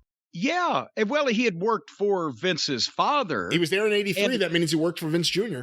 You son of a gun. He sure was that one year, wasn't he? Okay. He did an MSG. He was still working MSG shows, and whether people knew it or not yet, Vince Jr. from June 82 on owned the company. Yeah. And Vince had also been the TV announcer during the 70s when Dusty was making all those garden shows in the major Northeast arenas. Vince had a relationship with Eddie Graham in Florida, going back to, obviously, Eddie Graham was one of the biggest stars that his father had in the late 50s, early 60s in the Garden, the Graham brothers, etc., two different teams, Jerry and Eddie, and then Jerry and Luke when Eddie went to Florida. But they always had good relations, and all of the WWE, bigwigs had homes in Florida.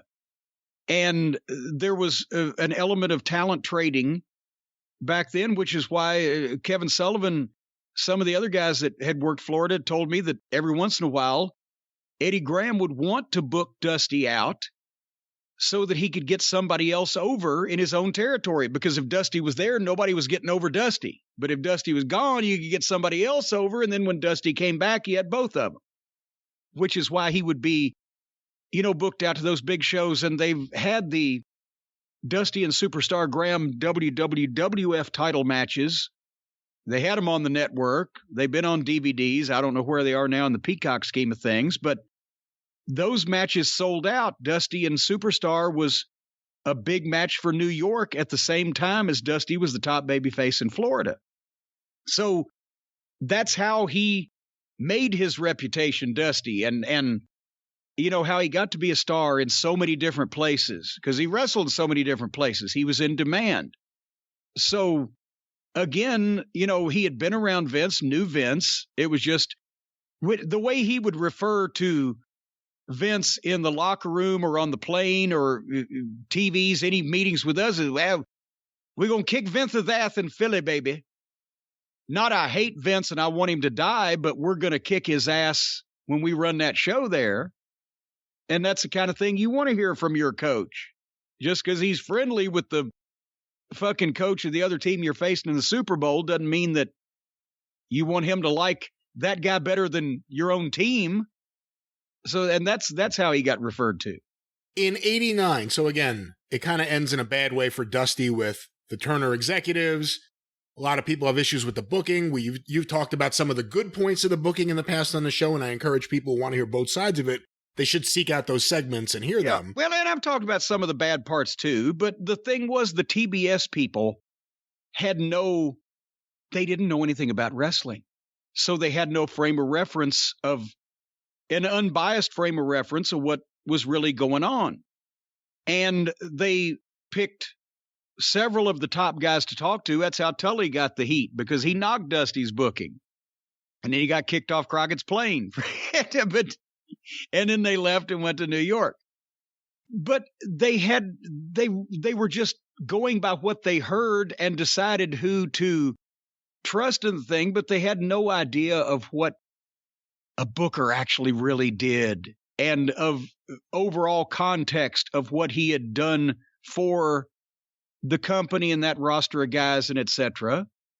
And then they went nuts when he did the spike in the eye angle and they said no more blood and blah, blah, blah.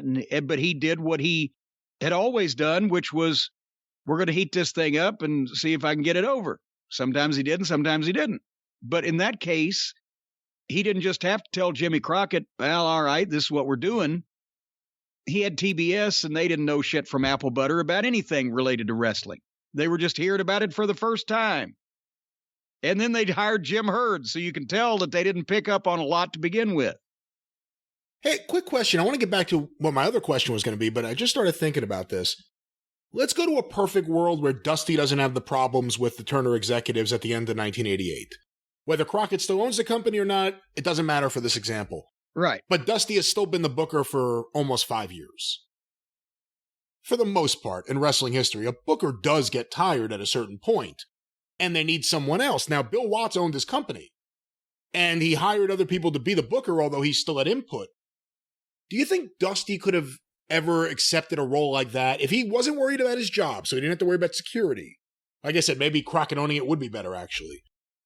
Could Dusty ever have someone like a Bill Dundee, and probably not Bill Dundee himself, but someone like that in that kind of role where he's not the booker, but he oversees the booker and adds his flair to it? You think Dusty could have ever done what Watts did?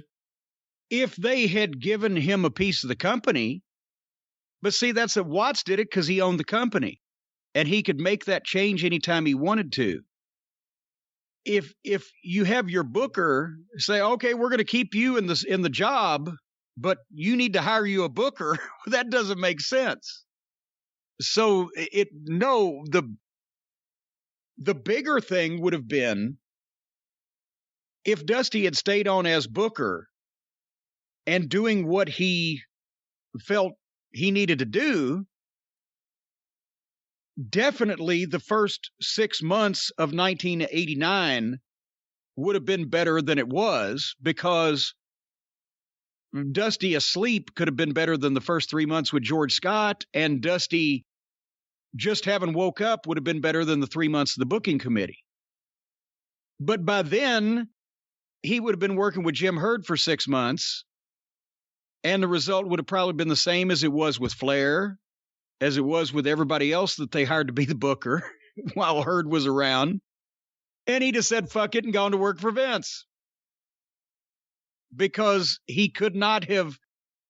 Dusty could not have coexisted with Jim Herd any easier than anybody else did. Probably not as well, because Dusty was, based on his track record of success, convinced that he knew better than everybody else. And since everybody else numbered Jim Herd, George Scott, et cetera, he did. But that doesn't mean that Herd would have let him do what he was doing any more than he let anybody else do what they were doing. What it probably would have done is not give us a Flair and Steamboat and Flair and Funk that year. Otherwise, yeah, Steamboat wasn't going to come back and work under Dusty, I don't think. Well, and there really wouldn't. He probably wouldn't have called him. The one good thing that George Scott did was, and actually that was already in the works with Jimmy Crockett, I think, but Scott was fully on board with it, was called Steamboat. And if they hadn't done Flair and Steamboat, I don't think that Terry Funk would have just materialized out of nowhere and done that deal also. But otherwise, everything else would have been better. And then, to be honest, when Flair took the book in, what was it, August, from that point until he resigned because of Herd, things were up. They'd continued to go up. Everything, the house shows were up slightly, but the ratings were up a lot, and the pay-per-views were up a lot. But then, that's the problem, is when Flair left, that started a long descent. I don't mean left, when he quit as booker, and then he didn't leave for another 6 months or whatever, but that started a long descent that they never really got out of. Was Dusty going to be able to coexist with Flair going into 89? They could always have coexisted if it was just the wrestling business without Turner Broadcasting involved. Jimmy Crockett could have got them together some kind of fucking way. And for the sake of everything, they would have done it. But with Turner Broadcasting got involved, everything went to shit. The question I wanted to ask you before was, so we're going into 89, Dusty ends up doing some stuff in Florida with Mike Graham and Gordon Soley, the PWF. They make him the first world champion. They do a bunch of big things to promote Dusty coming back to Florida. And then he goes to the WWF pretty quickly, once he realized that wasn't going to actually be a business that he could be Dusty Rhodes in. Yeah. Were you surprised in 89 when all of a sudden he showed up doing those vignettes on WWF TV? I wasn't surprised. I was kind of downhearted for him. Because that's the trade-off that he made. He could have gone back to Florida and done something like I would do, which he'd start his own promotion and be happy being home and working towns and being in the wrestling business. Except Dusty couldn't be happy making no money at that point. He'd made money for so long. And the only place he was going to make money comparable to what he'd been making was to work for Vince McMahon. And to go and do that, you had to do the fucking ridiculous pre-TL Hopper plumbing promos and the polka dots and Sapphire and the whole 9 yards. And it was nothing related to either what got Dusty Rhodes over in the 70s, which was the psychedelic American dream, funky like a monkey with the floppy fur hats and the coats and the weirdness. And then the 80s was more the Willie Nelson, son of a plumber, kick-ass cowboy type of thing. This was neither of those. It wasn't Dusty. It was clown wrestling when the WWF was starting to be mostly clowny. And so he was making money, but that wasn't Dusty Rhodes, and I hate that a lot of people remember him by that. And the other thing that I don't think is brought up enough, when we talk about guys that Vince McMahon messed up that were handed to him, like the Road Warriors or the Steiners or whatever it may be, or guys it just didn't work there, or guys who were handed bad gimmicks. When Dusty first arrived, forget about the vignettes. The vignettes introduced him to kids like me who hadn't seen NWA yet. But when he first started appearing on TV, tie-dyed shirt, no polka dots, he seemed kind of cool. He seemed like one of my dad's hippie friends. Like, he seemed all right. Yeah. And then they introduced the polka dots, and to me, that took a lot of the steam off Dusty, because he just seemed like a really cool, fat, fiery baby face. Anyone loves that. And then they made him corny. No disrespect intended, but then they made him corny, and then they added Sapphire. And then all of a sudden, it's like, all right, before I was cheering some wild guy that kind of seemed like the man of the people, the American dream. Now what is this? It's like some kind of circus show. Yeah, because Vince didn't... But it was unnecessary. My point is, Dusty coming in with a tie-dyed shirt and trunks that said DR on him would have gotten over, and he was getting over like that to kids like me, just because he was beating the shit out of the boss man and Slick. We didn't need the polka dots. It was an unnecessary thing to rebrand them for WWE.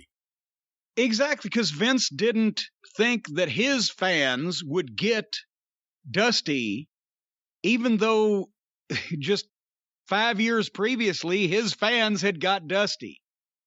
And I think part of it was that at that stage of his life, unless you grew up with Dusty or not even grew up with him, but just you had the knowledge of who Dusty was and what Dusty was about almost everywhere because he had been in front of you regularly.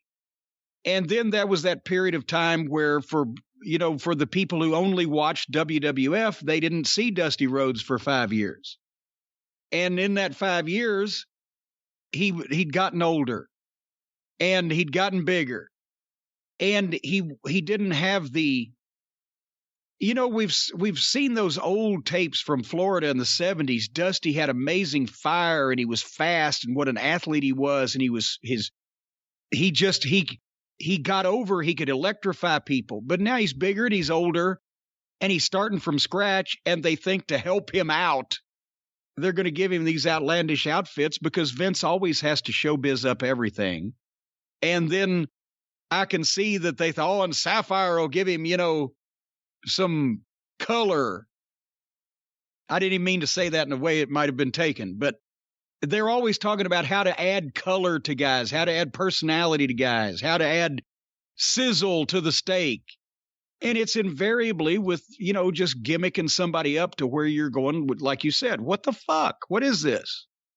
But that's and I was 9. I mean, that's their whole argument is we needed this for kids. We needed this to make him a personality. He felt like that to me, and I didn't know anything.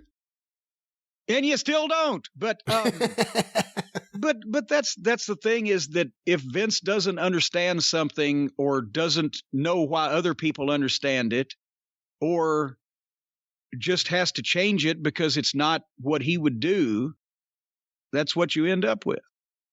And a lot of guys that got over when this was still a thing, when there still were territories that got over everywhere, they would go to the WWF in the initial expansion or toward the end of their career or whatever, and completely change everything they had done, and it didn't work. Wonder why.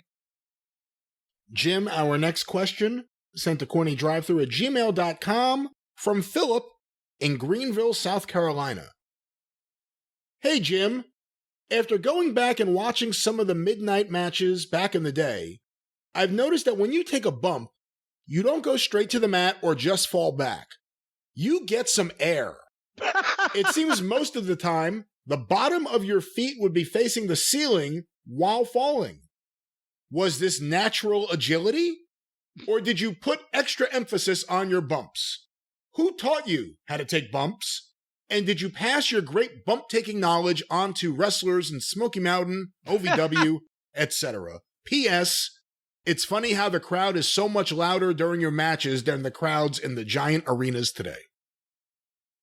Well, there was a lot of questions there, but to answer who trained me to nobody. I figured it out because there was no place to train at that point. I've mentioned this. In Memphis, there's, okay, you're a manager. Okay. And everything that I ever did in the ring, I did for the first time on a show in front of people. And every once in a while, if it was going to be something, like obviously when Undertaker tombstoned me, I said, hey, pick me up. Let me fucking go through this first. I don't want my fat ass to make you look like an idiot. Also, I don't want to get my neck broke. But I never took it. I just got picked up, and you can get picked up in the locker room. But when you land for the first time, that's in the ring. So I just kind of, figured it out. And if shit hurt, then I tried not to do it that way again. Was I putting extra oomph in it? Yes, because part of one of the bigger pops of the match, and usually the biggest pop, if we did it right, was somebody getting a hold of me. So it had to look somewhat palatable. So yes, there was getting up in the air involved and everything. I've learned that from a kid watching Bobby Heenan. That didn't mean that Bobby showed me how to take those bumps. It just meant that the flavor of it, the idea of it was, yes, it's got a boom. I got the shit knocked out of me. What were the other questions offhand involved in all of that? Why you took air, why your feet were sticking up in the sky when you landed, who taught you how to do it? Was it extra emphasis?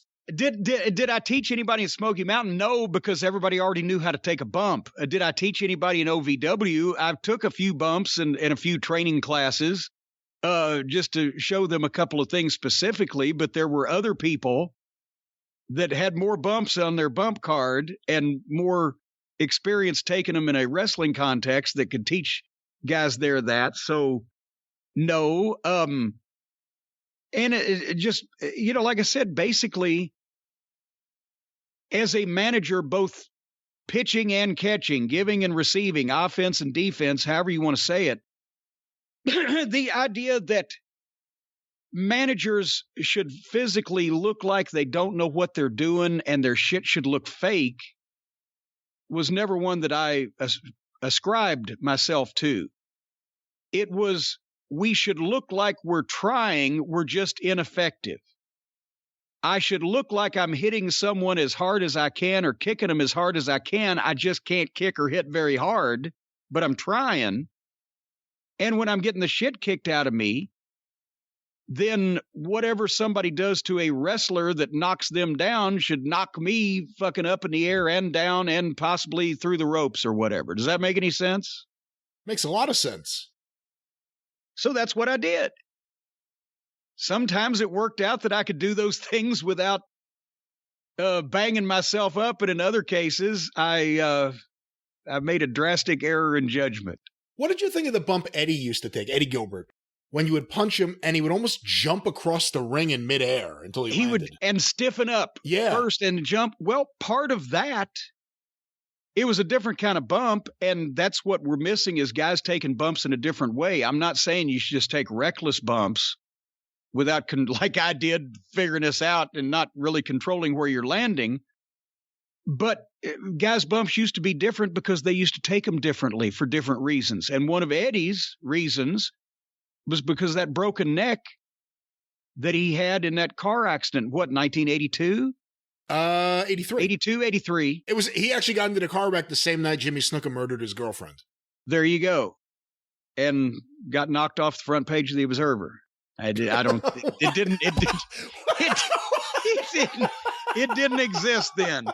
It did exist, but it didn't get. Nobody knew it. But no, because Eddie didn't start taking that until later on. And it was kind of a heelish looking bump anyway, but it had, I think, something to do because he never snapped his neck back because he couldn't. So he got movement without having to snap his damaged neck around. And that's the story behind a lot of guys. The way that they would do things and developed it was because they were taking care of an injury, or in some cases, this is a funny thing, but a lot of times you've seen clips of me doing an elbow drop, right? Of course. And I just saw one the other day. Someone tweeted out and said, look at this, a perfect elbow drop from Jim Cornette.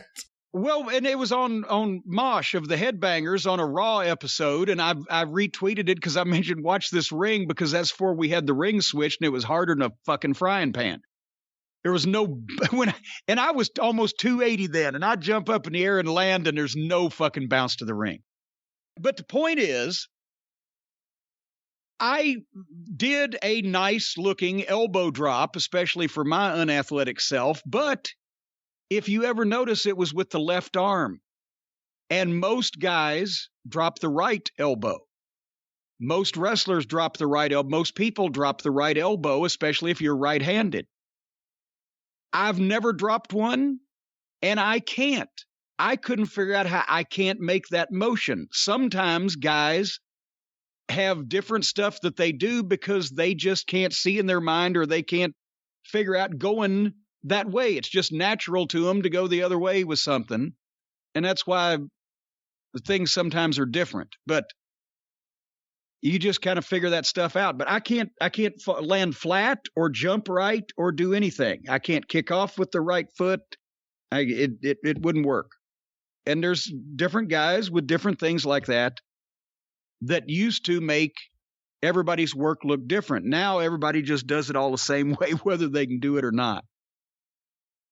And to your point, you didn't do it the same way Heenan did it. And of course, no one did it the way Jimmy Hart did it because he didn't really sell. He just went down. Yeah, well, and Jimmy would collapse and crumble. Jimmy had a... I love it, though. But it's not funny, though, because Jimmy had a ton of injuries when he first got started in Memphis. And he warned me. He was like, and that's when he would give me the knee pads and everything. You're going to need these. And I didn't get hurt as much as Jimmy did for two reasons. I was younger, and I had been watching wrestling not as a fan, but as with a discerning eye for longer than Jimmy had, because Jimmy never dreamed that he was going to be a participant in the wrestling. He had gone and sold Cokes in the 50s at the Ellis Auditorium. He was there when Sputnik Monroe fought Billy Wicks at Rustwood Park, but he was a fan. And then when he got in music, he never thought he was going to be a professional in wrestling of any kind until probably a few weeks before it happened. Lawler said, hey, you need to be my manager. And he'd had no training and never got any training. But Jimmy, whereas I was 21, he was almost 40 when he started. And even though he was, Jimmy's always been lean, mean, slick, and quick and looked younger than he was, and he was in good physical condition for a regular person, he didn't know how to take all those bumps, and he hadn't been there at ringside for the previous 5 or 6 years like I had, looking through a camera lens, paying attention to this, studying how it's done. So his bumps, he just collapsed and went with them, but he had his jaw broken, and of course that that was intentional, wasn't it? I was about to say the accidental nature of that has been debated by Lawler, but Jimmy believes it was payback for the what do you do with a horse when he breaks his leg? You shoot him comment on TV. But also Jimmy had been, he broke his hand once. He had shin splints. He'd got busted open hard way a couple of times. He broke something in his foot one time. It was hard on him because he was getting beat up regularly. And for that whole period of time from 79 to 84, the whole object of any babyface in the territory was to get your hands on Jimmy Hart and beat him up because it never got old to the people. It still drew. So he got the shit kicked out of him. Whereas I was underneath on the card for a lot of that. So I was figured in and I was getting experience, but at the same time, the people weren't paying, except in that angle with me and Adrian Street against Bill Dundee. The people weren't really paying to see me get the shit kicked out of me. So I'd take a bump or two in the finish, whatever. And also it came more naturally to me because I was younger, a little more adaptable, and I had been painstakingly studying how, even though I can't do it, I mean, you can painstakingly study a high jumper and you can even a regular person can probably fairly well mimic the form, but you might only jump 3 feet in the air because you're a normal fucking person. So I'd been painstakingly watching how this was done. Even if I didn't have the athletic ability to do a lot of it, I was kind of seeing how it was taking place. And obviously, I'm going to assume Heenan is your all-time favorite manager taking bumps.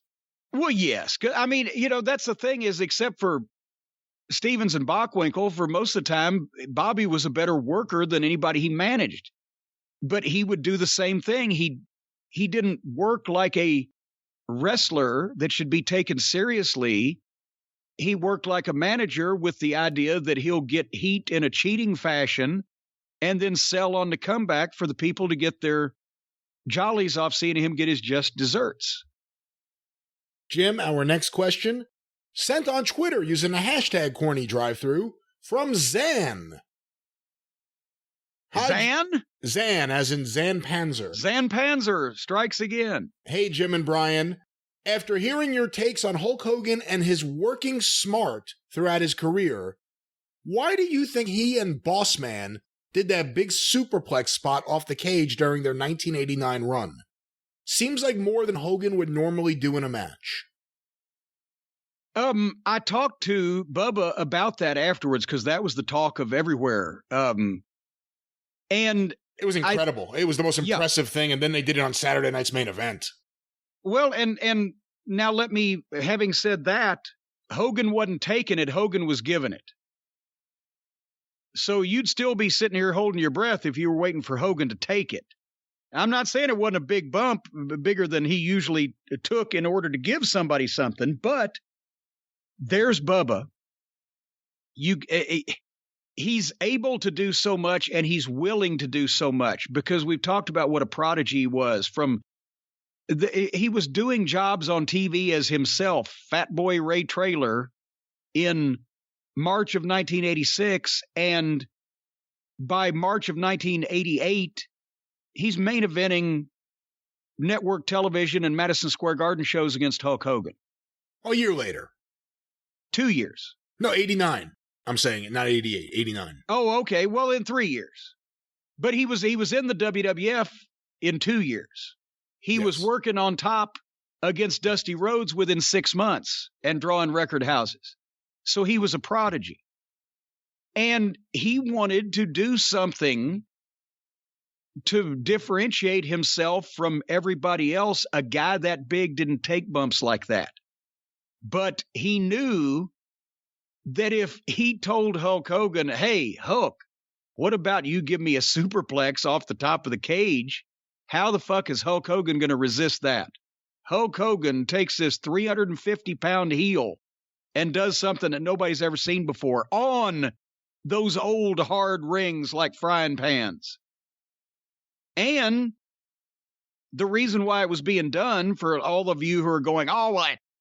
Well, now, when 30 years ago, when he wanted to take the big bump, when Big Boss Man wanted to take the big bump, Cornette doesn't like big bumps, but he wants the Big Boss Man to take the big bump. The Big Boss Man took the big bump that everybody remembers and still talks about to this day, but was talking about all over the world of wrestling when it happened.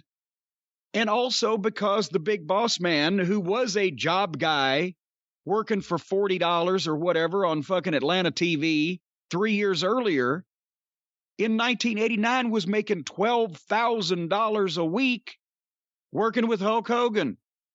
And what is that today? I don't even have the inflation calculator up, but I would imagine it translates to, what, 30, 35 grand.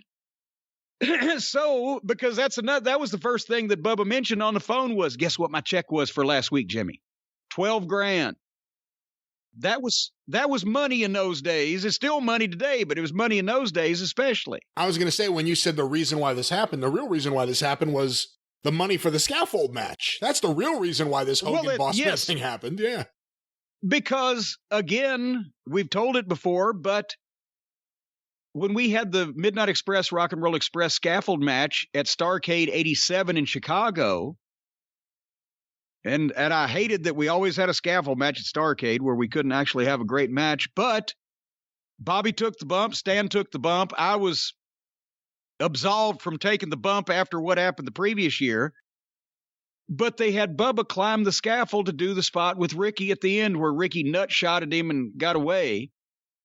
And when we got the checks, I got 10 grand. Bobby got 10 grand. Stan got 10 grand. Bubba, the biggest guy that climbed up there, only got 5 grand. And he was like, and that's when he decided to make the phone call. And they obviously, a guy of his size that had already only been in the business for a year and set attendance records, and including in Pittsburgh, one of the WWF's towns they'd been running for 50 years, they wanted him. And then that first run with Hogan was one of the biggest house show runs that anybody had with Hogan. And he was making, as I said, around or upwards of 40 grand a month while that was going on. Jim, we've received several questions asking about your thoughts on 2021 as we have wrapped up the year. If you don't mind, I'm going to ask you a few of these for everyone because, like I said, several have sent them in, and some people have some of these and other people have other ones, so I'm going to combine a few here. Jim, when you look at 2021, who's the wrestler of the year in your eyes? Wow.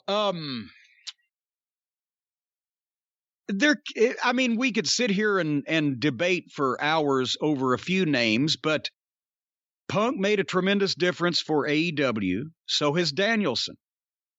MJF has done incredible work, but Roman Reigns and Brock Lesnar are still at the top of the biggest promotion in the world, and as soon as they actually ever wrestle, are probably going to draw a ton of money, and whatever that is quantified by and measured by these days, tickets or revenue or fucking S&H green stamps.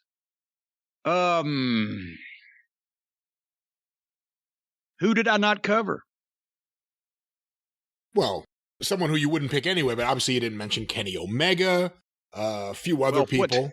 What did he do this year except more of the shit he's been doing previous years? But what are you saying that CM Punk is your pick, or are you saying that it would be any number of those guys? No, I'm saying Punk and Danielson have to be the MVPs, no pun intended to MVP, but have to be the most valuable players for AEW because they have moved their ratings and or statistics, and also in Danielson's case had the best match that AEW has presented. In Punk's case, legitimately did ratings until they watered him down. Reigns and Brock are the two kings of the hill and the biggest game in town. Do you want someone who's done incredible work and is a can't-miss star of the future? That, like I said, that could be MJF, but also, if the rookie of the year can't be the most valuable player of the year in the same year, but Braun Breaker, can they? Yeah, in baseball, you could be a rookie of the year and MVP. You could be Cy Young and MVP. You could do both in the same year. Okay, well, nobody did.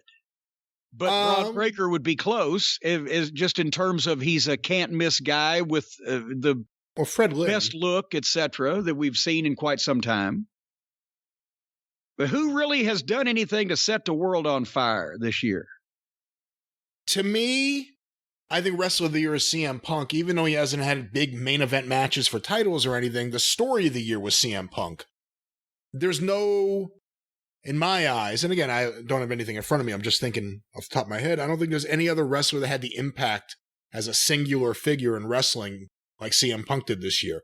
No. Not to take away anything from Danielson, but if we're talking about 2021, who had the biggest impact, and that's kind of what I'm looking at, and his matches were good. It wasn't like there was anything with Punk like, this kind of sucks. I think CM Punk has a pretty good argument for Wrestler of the Year for WWE. It's got to be Roman Reigns, I would think, right? Well, Roman's been there more, or is it Brock because he's just the guy that shows up every so often and immediately everybody's interested? Well, here's a tougher one. Is there anyone you would pick for Tag Team of the Year? None of the above. It's a rough year. No, actually, in all honesty, I haven't seen that much of the Briscoes, except, the Briscoes chicken farm match amongst themselves and some of the promos and the angle with FTR. I would say FTR in a heartbeat is Tag Team of the Year because they're the best team. But since they're basically being punished for being the best team in the world by going to the company where everybody gets to show what they can do except them. And they're constantly saddled with having to work with luchadors and, buried. They're the buried in plain sight. I can't say FTR.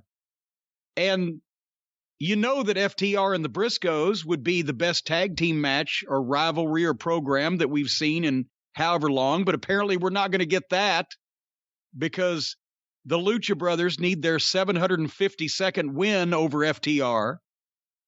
So tag teams, Favorite match off the top of your head?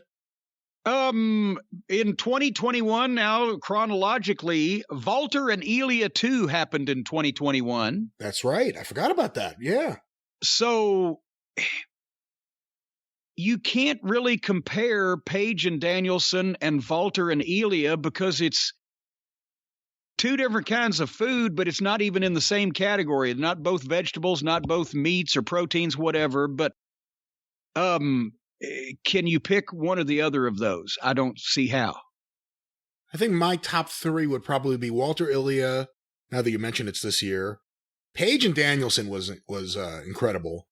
And I really liked, and it's kind of a dark horse, MJF and Darby when they opened the show and they had that really hot match that no one else that night could compete with. I thought that was great. Underrated match. That would, and I mean, if we had a list of, I'm sure I've raved about another match or two, probably not more than that. But those would be my, I mean, if the people have not heard me rave about a match this past year, that probably means it wasn't rave-worthy because I've raved about, 5 or 6 of them. Hey, one last one of these, because we can't go through everything, because at some point, promotion of the year, what are we going based off? Yeah. But for Rookie of the Year, it's a tough thing to do, because what really constitutes a rookie in this era of AEW and WWE and independence? But for someone that you first saw on national TV this year, is there anyone, again, it's not necessarily Rookie of the Year, but I don't know, most potential of the year? You're looking forward to next year? I don't know how you want to phrase it or look at it, but is there a wrestler that you first were exposed to in 2021 that you're really looking forward to seeing evolve? Well, yes, and sometimes the Rookie of the Year would have been in the independents for 5 years and nobody knew it, and then they become the Rookie of the Year. But in this case, Braun Breaker really is a rookie. Hook really is a rookie. I think you have to give the nod to Breaker over Hook just because of the size and the look and the whole package. And more matches, actually. Well, yeah, he's is it like 6-2 now or whatever. But yeah. But also Austin Theory.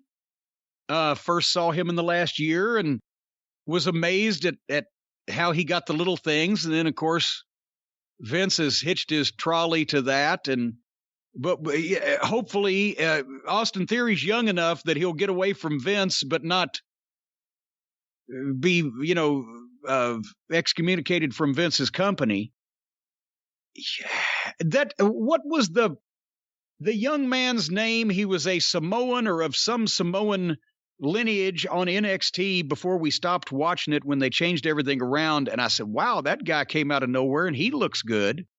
I don't remember his name now. But you know what? Odyssey Jones was another one that you Odyssey Jones. He really is a rookie also.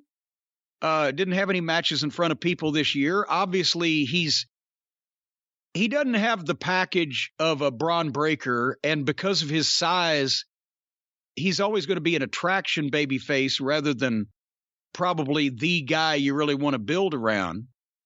But he's in the conversation, at least last time. Of course, where is he now? Do they even put him on NXT anymore? I haven't even seen his name written down lately. That's a good point. Powerhouse Hobbs. Yeah. Except he was wrestling in 2020.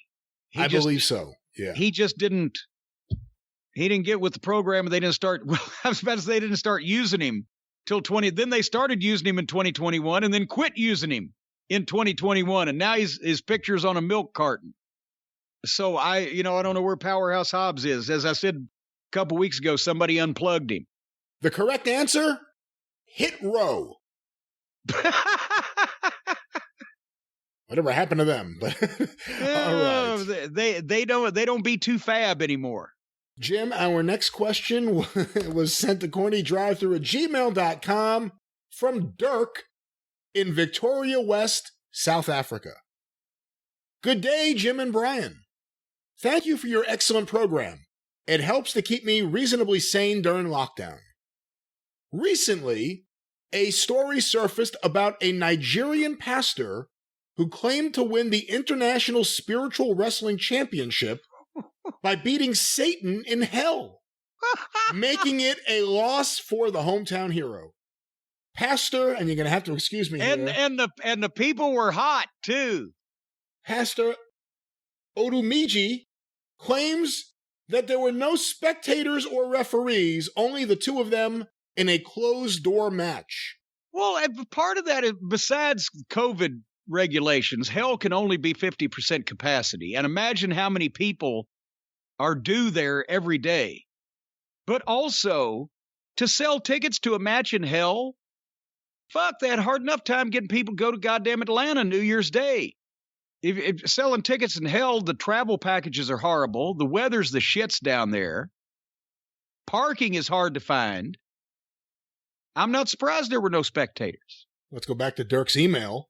This offends me as both a minister in the Reformed tradition and as a wrestling fan. I have a few questions. 1, why not have a pay-per-view? And 2, without a referee, who could acknowledge the pinfall or submission? I have been sent an article. Let me click this. Oh, photo. It's written in Nigerian, though. Photo. Odumiji wins belt, defeats Satan in Wrestling in Hell. This is in the newspaper. I don't know what this is. I don't even know what website this is. Amanda Chisone gifted us a Christmas reevaluation or a leak, or could it be false? Let's have Odumiji to decide. We checked, but we couldn't find the source.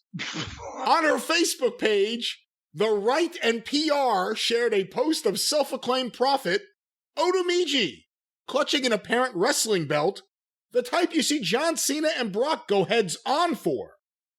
In the post, she stated that Odumiji allegedly won Satan or the devil, as some referred to it as.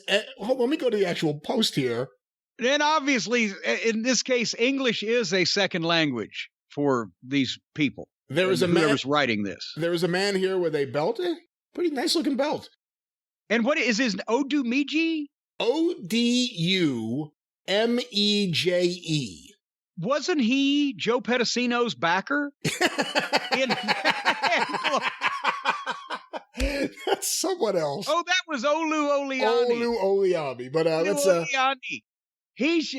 I had been hearing from Joe Pedicino. I'm telling you, Jim, it's true. I've had it checked. I've got a letter. He faxed me the letter of credit. You know, the old days, the fax machine, the paper rolled out, and there was some kind of thing you put in there, and the ink on the fax would fade over time. So after 30 years, you could barely see it at all. But I still have the fax where he faxed me Olu Oliani's line of credit, $30 million to start Global Wrestling.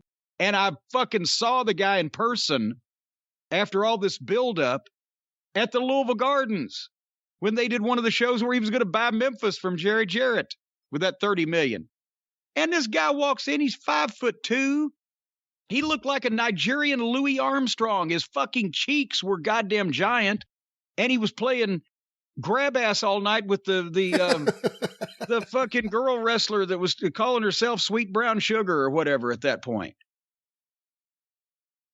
But go ahead with your story. Well, here's the tweet, or the, I don't know what this is, Facebook message from Amanda Chisholm. OC Spiritual Wrestling?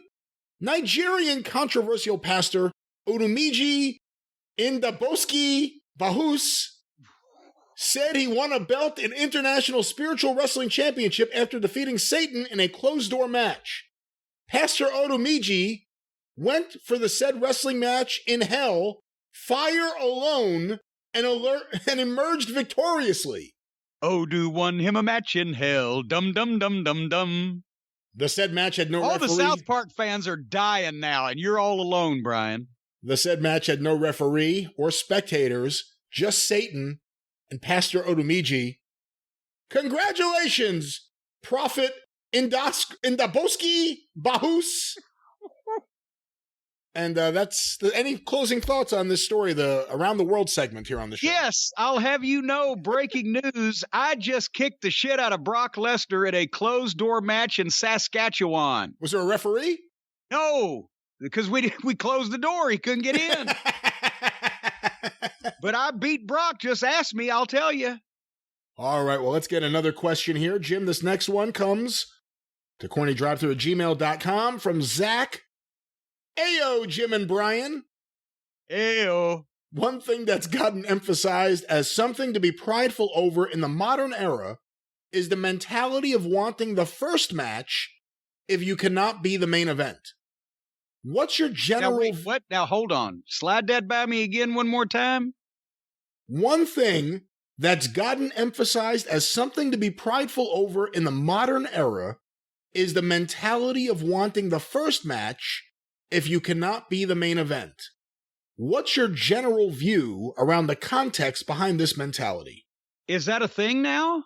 Well, the thing of having the hot match start the show is... But do the boys actually want to be that match?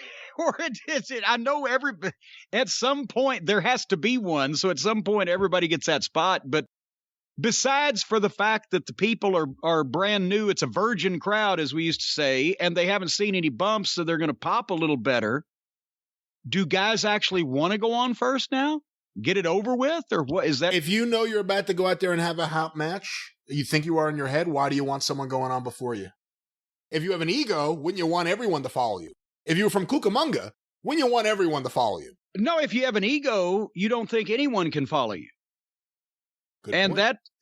that's, I mean, again, I was in the 90s in the WWF when they started kind of with the idea of, well, let's open up with a hot match, not the biggest one, but let's open up with something hot.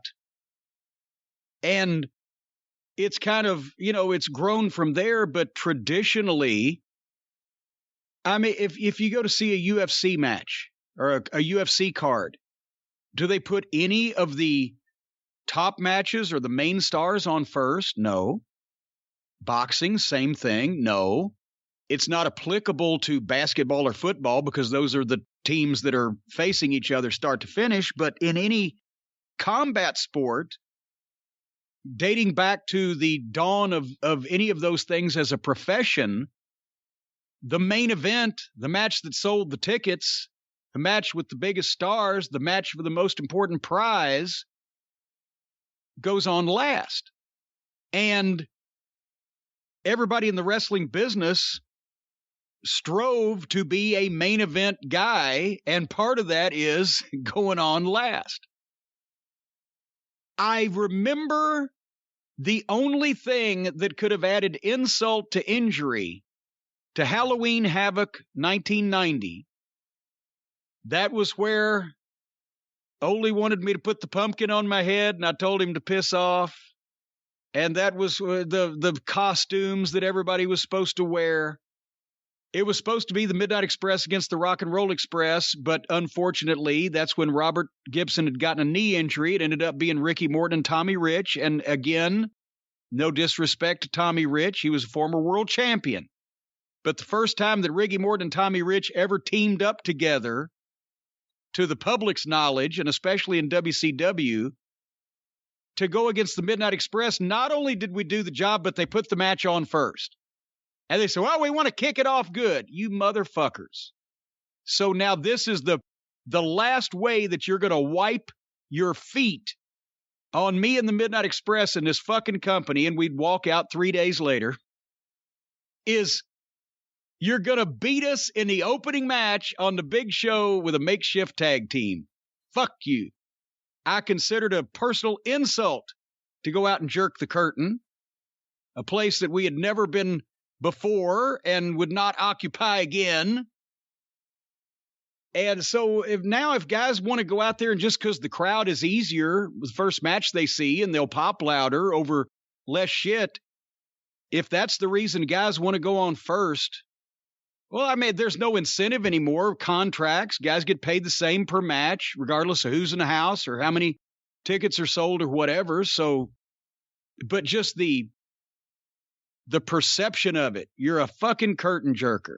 And that's why I hate it when they actually do start these big shows with good matches, because then you have to sit through, because there's no show anymore where all the matches are good. So then you just got to sit through subpar matches in the middle of the thing after seeing a good match. And it makes those subpar matches harder to take. And you're really wishing the thing would be over with. So it's not for me. I never aspired in the business to, rise to curtain jerker. Just me, though. Well, perhaps if you were a curtain jerker and you weren't even allowed to jerk the curtain and open the show, you'd be upset. Someone's taking your job. You may want to sue. Right. I might want to sue. I might want to sue you for these lame, flat transitions. It's like a fucking 2-liter soda that's been opened last week and the lid off of it. It's goddamn weaker than cat's piss, but I shall endeavor to make something out of this anyway. How about if your co-host, ladies and gentlemen, pitches you the worst transitions come on, in the history of transitioning to your commercial spots? Do you want legal representation? I know the man to call. Call Stephen P. News.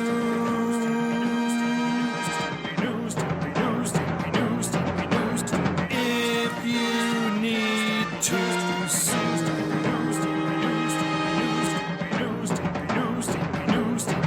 An outlaw mud show or two. Still sue the rest. Yes, ladies and gentlemen, whether you want to have someone champion your rights in court, whether you want someone fighting on your side for justice, whether you want someone that will persecute the horrible people that give you rotten transitions in your podcast, or whether you just want to support somebody that does so much to bring you this fine programming. Although this program today may not have been the best time to say that.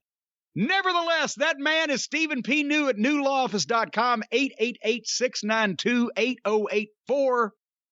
We've said it so many times. If you need to navigate the shark-infested legal waters of the American jurisprudence system, you need a guide by your side.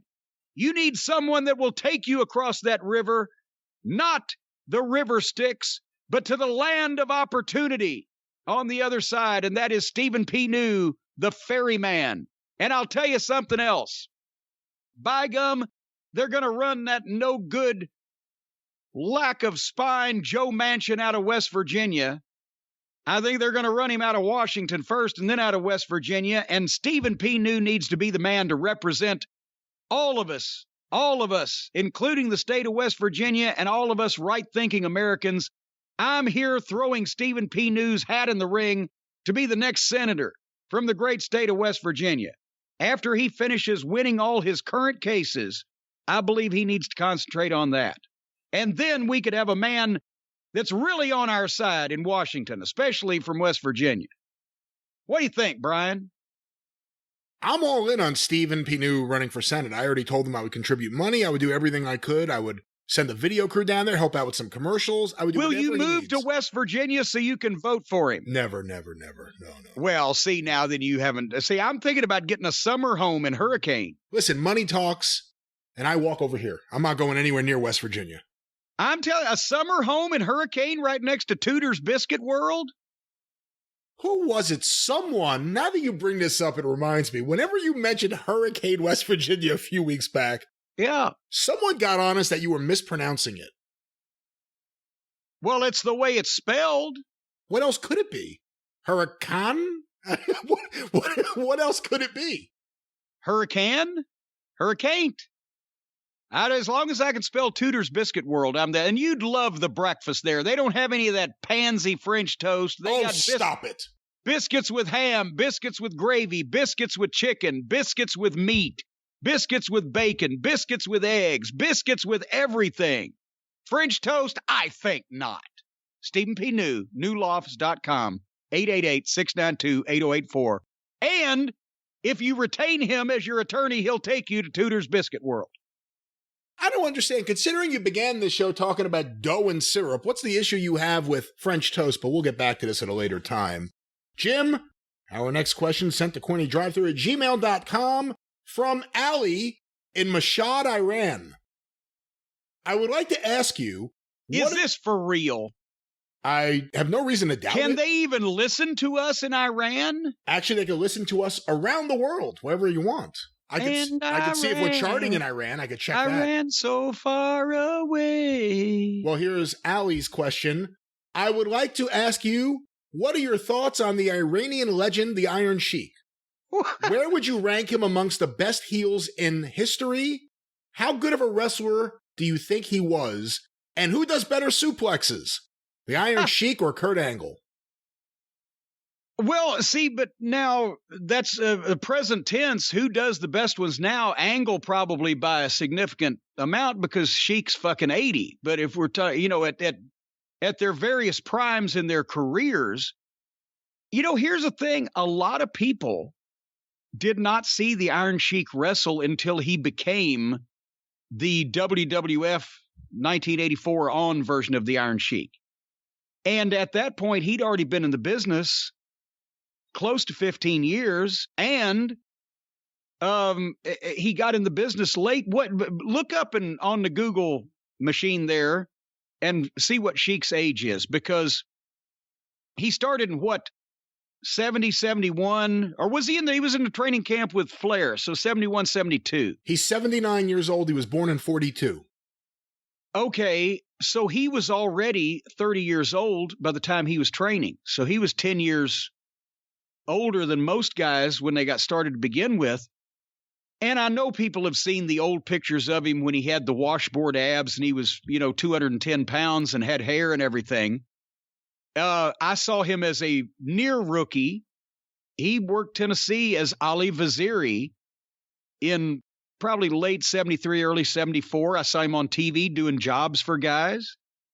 But then, what was it, between 76 and 77, there was a massive change in his appearance. That's when he got heavy also, as well as getting the first Iron Sheik gimmick, which was what? Hussein Arab? The Great Hussein Arab. The Great Hussein Arab. And then he worked Dallas, and he worked a few places with that gimmick. And I think then he had, who was he with his run in the Carolinas? Was he still Hussein Arab? I'm trying to think. I think he became the Iron Sheik in the Carolinas. He was the Iron Sheik. Okay, did he go? He may have gone there as the Iron Sheik rather than going in as Hussein Arab and then whatever. And there was also, he was a goddamn, there was another name that he used in one territory in Texas, Farouk. Was Farouk? Oh, yeah, you know what? When he was in Dallas in, I want to say, late 77, early 78. I have those programs Muhammad Farouk, that's right. Yeah. So the point is, he was a skinny job guy with hair and nondescript, just a Middle East type of guy. Then he gained weight, shaved the head, got the handlebar mustache, and tried to start figuring out the Middle Eastern heel Sheik-like gimmick. And finally, after a couple of years, the Iron Sheik from 79 to 83 there, right before he went to the WWF, he was not only good in the ring, but he projected an element of danger. You were convinced this guy was nuts when he came to Tennessee in 82. He's doing more of the heavy violence than was ever allowed the Iron Sheik to be done in the WWF. One night he's got a match with Ron Bass. It was some kind of no rules match. It wasn't a street fight or whatever, but he pulled a goddamn, this was the greatest thing I've ever seen. It looks from a distance like a butcher knife, but it's got a wooden handle and it's a flat metal blade and you use it to frost a cake. Yeah, I know what that is. Okay, but he pulls this thing out of his fucking boot and he starts sawing it across Ron Bass's forehead, and Ron Bass gets the color, and it looked in the cheap seats like a butcher knife that he's pulled out of his boot. And he's doing all that chaos stuff, but he's also throwing in the suplexes. And his double arm suplex, he picked guys up higher and put them down, but he was strong, and plus he was an incredible amateur. That's where the whole thing about him being a bodyguard for the Shah of Iran was a shoot. Him being an amateur Iranian army champion wrestler was a shoot. And when he came over to this country, he was a clean living guy, didn't drink, didn't smoke, didn't do any drugs. And then he got in the wrestling business, like I said. And then from all of the drugs and the drinking and the debauchery and all of the American way of life, he gained the weight, got the gimmick. And, you know, he wasn't Jack Briscoe as a wrestler. As far as being a pro, he had the amateur background, but the gimmick, it caused him to do more of the violent stuff. And the Iron Sheik was, you know, a feared heel until he goes up to work for Vince. They didn't do as much violence, didn't do as much juice. And by then, 1984, you just said the Sheik was in his early 40s and he's already gaining weight. And he goes to a company where, especially in the 80s, unless you wanted to work hard and tear things up in the ring, they went more on sizzle and steak. So what people most remember of the Iron Sheik is that period of time where, you know, nobody thinks any of those matches are classics. But he was already in his 40s by that point, and he was working the gimmick. And, you know, but his best matches in ring were from the time he first started fiddling with the gimmick, Hussein, Arab, Abdullah Farouk, whatever, until he went to work for Vince. At that point, he's in his early 40s, and they changed it. And it wasn't as violent or, you know, off the beaten path as it was the previous times. And then he got older. Jim, our next question sent to CornyDriveThru@gmail.com from Ruben Hurt in Colorado City, Texas. That's rubbin' hurt. Rubbin' Hurt. So he's rubbing it. It's spelled, it's how it's spelled. I don't know if he's making a joke or if that really is his name, but here's Ruben Hurt's question. You mean he really spelled it rubbin' and I just said that? It's Ruben, but, you know, if you're trying to be, you know. Well, no. That's a legitimate way to spell Ruben. Okay. It can be Reuben or Ruben. An alcoholic is a genuine way to spell alcoholic. It just so happens it could be a spoof.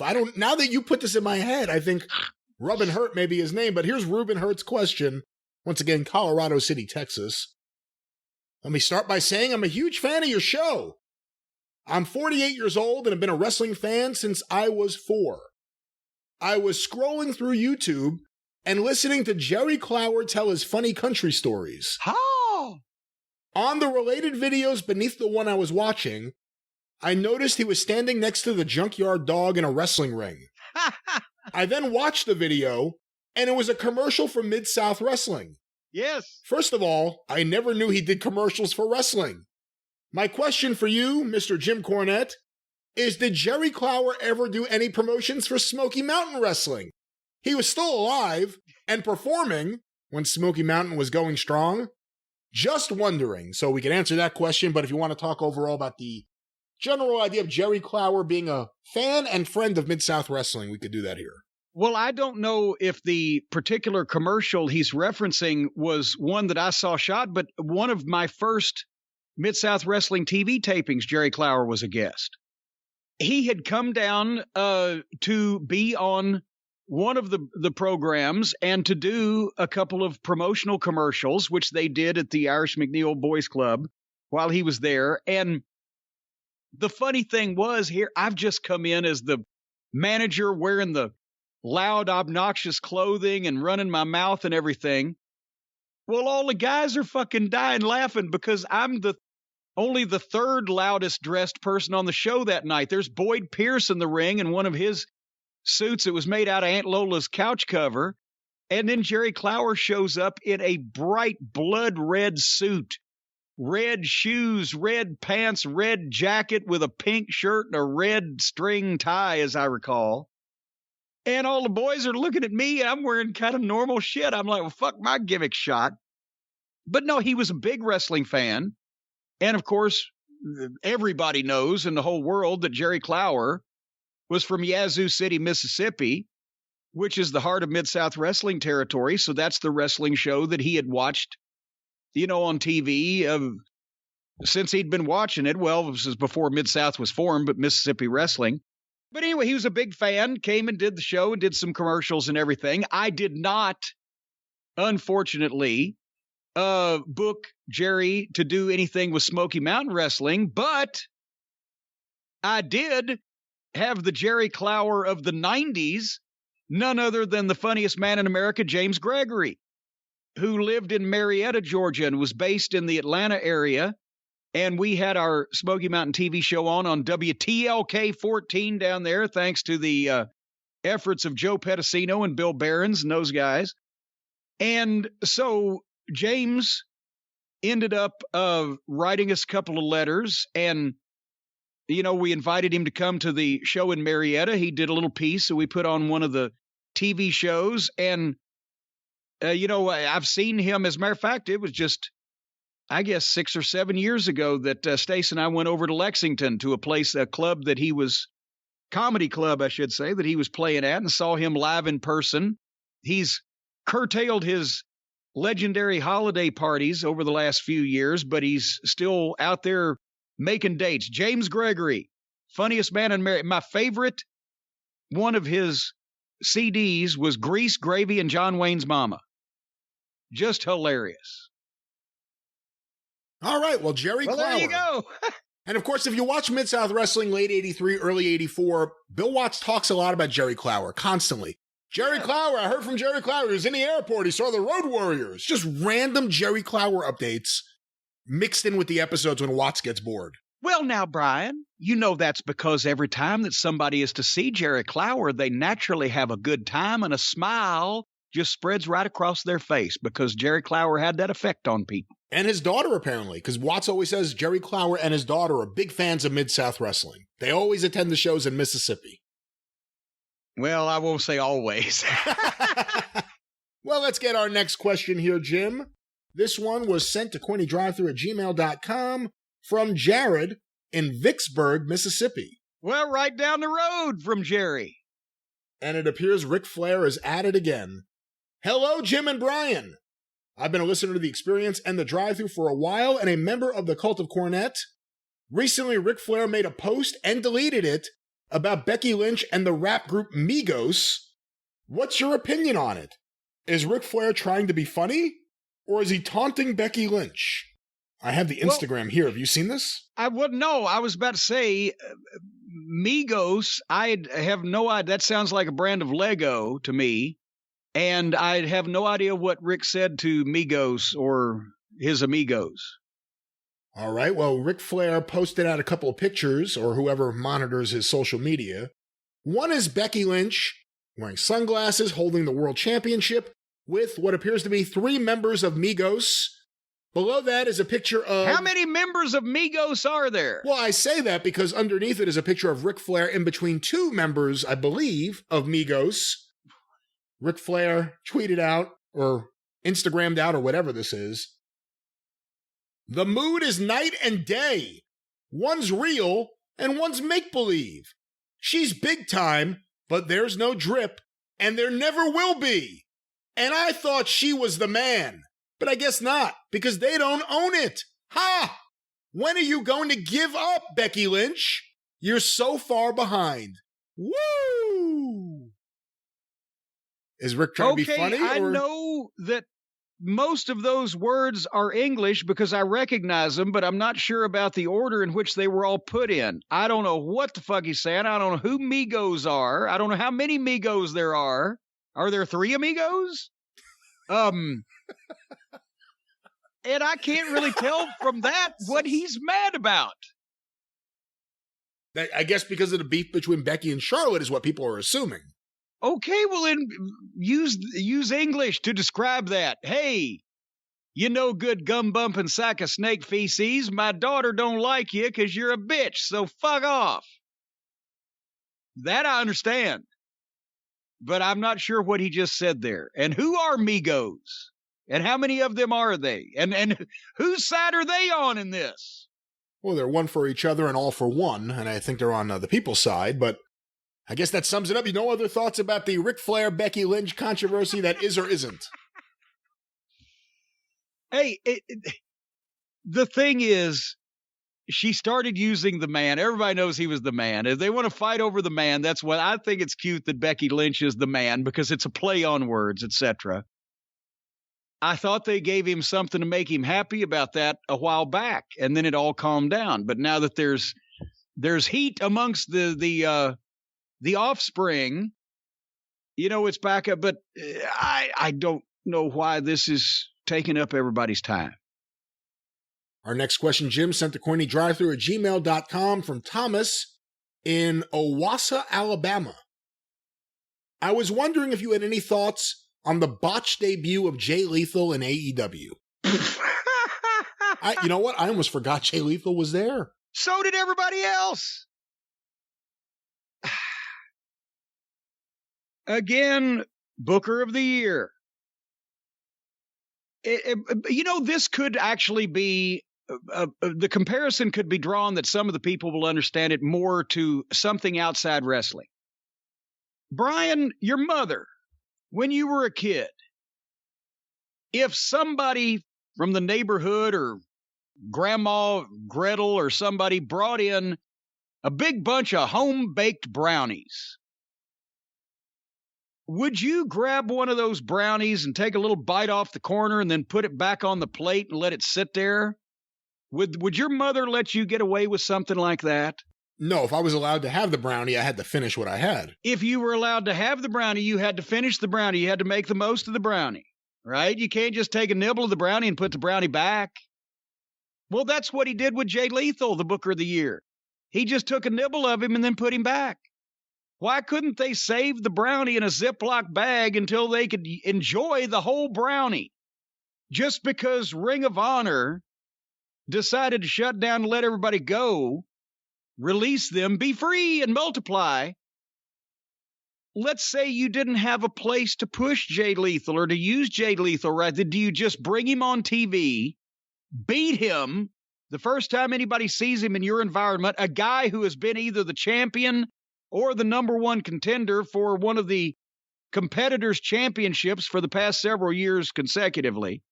You just take a little bite out of him, you beat him, and then put him back on the fucking plate and let him sit there for 2 months? Or do you just put him in a Ziploc bag, keep him fresh over there, and later on when you're really hungry and you got room for that whole brownie, you enjoy every bit of it? They bring him in, they beat him, they announce they sign him, we've never seen him again. The fuck? But meanwhile, we've got to look at the Puddin' Gang every fucking week. We have to suffer through 2.0 and Daniel Garcia every week. We got to look at Pockets and Muffin Top every week. But Jay Lethal, where's he? He's apparently hanging out with Hobbs. So that's what I think about all that. Why the fuck do you do that? Why do you waste talent? Why do you beat talent? Why do you bury talent? Why do you make talent go away? There are guys that just disappear off TV until they come back. We haven't seen Pac in a while. I don't know if it's a visa thing or a COVID thing. I don't know. We haven't seen, obviously, Lance Archer. Boy, we had seen all that we needed to really see out of him to begin with. Of Pac? Of Pac. By the time that everything's the same, there's never any change. Lance Archer landed on his head and nearly crippled himself. I can understand why we might not have seen him lately. I'm hoping at some point Miro can escape the void and return back to society. He got stuck in the multiverse. If he'd only paid attention that episode where Stewie explained how to fucking build that machine, he could get out of there. He's like with Zod, just floating in that glass thing through space. Where is Miro? Why won't they unleash him on the show? Why is he captured and stuck in this place looking for God? But we'll see. I mean, Jay Lethal is a talent, and there are certainly spots he can be used in better than the way some other people have been used in AEW recently. I guess we'll see what happens there. But see, again, I mean, explain this except that we know Tony Khan is impressionable and gullible and does things that people tell him he should do without thinking them through. So at what point does it become obvious that his EVPs are scared shitless, shaking like dogs shitting peach seeds, that new quality talent is coming in that can outperform them and be more serious about the business than them? And so they've got to figure out a way to advise him to bury them? Is this what's going on? Because why would you be putting people on TV that he's putting on TV when you've got the people that are not on TV that he doesn't put on TV? That's like getting ready to go out for a date by taking a fucking big handful of cow pie and smearing it on your underarms instead of cologne and deodorant. I'm not justifying it, but I think Tony Khan, at least with the undercard guys, and the more I see, I wonder if it's with some of the mid-card or upper mid-card guys, he likes to cycle these guys on and off the TV, I think.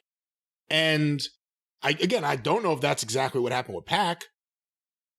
When you make a cognitive decision to say, okay, this guy is really good, but I'm going to take him off TV because this other guy that's not nearly as good as he is hadn't had TV time lately, so I'm going to cycle it. Well, that's fucking crazy. You know what? I'm just going to eat some shitty food this week because I've had a lot of good food lately, but I ain't had any shitty food, so I'm going to eat some of that this week. Fuck. Let me ask you another question, Jim, about AEW that's come in. This one was sent to CornyDriveThru@gmail.com. From Donald, should AEW sign Tony Storm and add another great talent to their roster and make the women's division a lot better? What's your take? Yes. Yes. Because, and again, they'll drop the ball. She's got notoriety. She fucking did.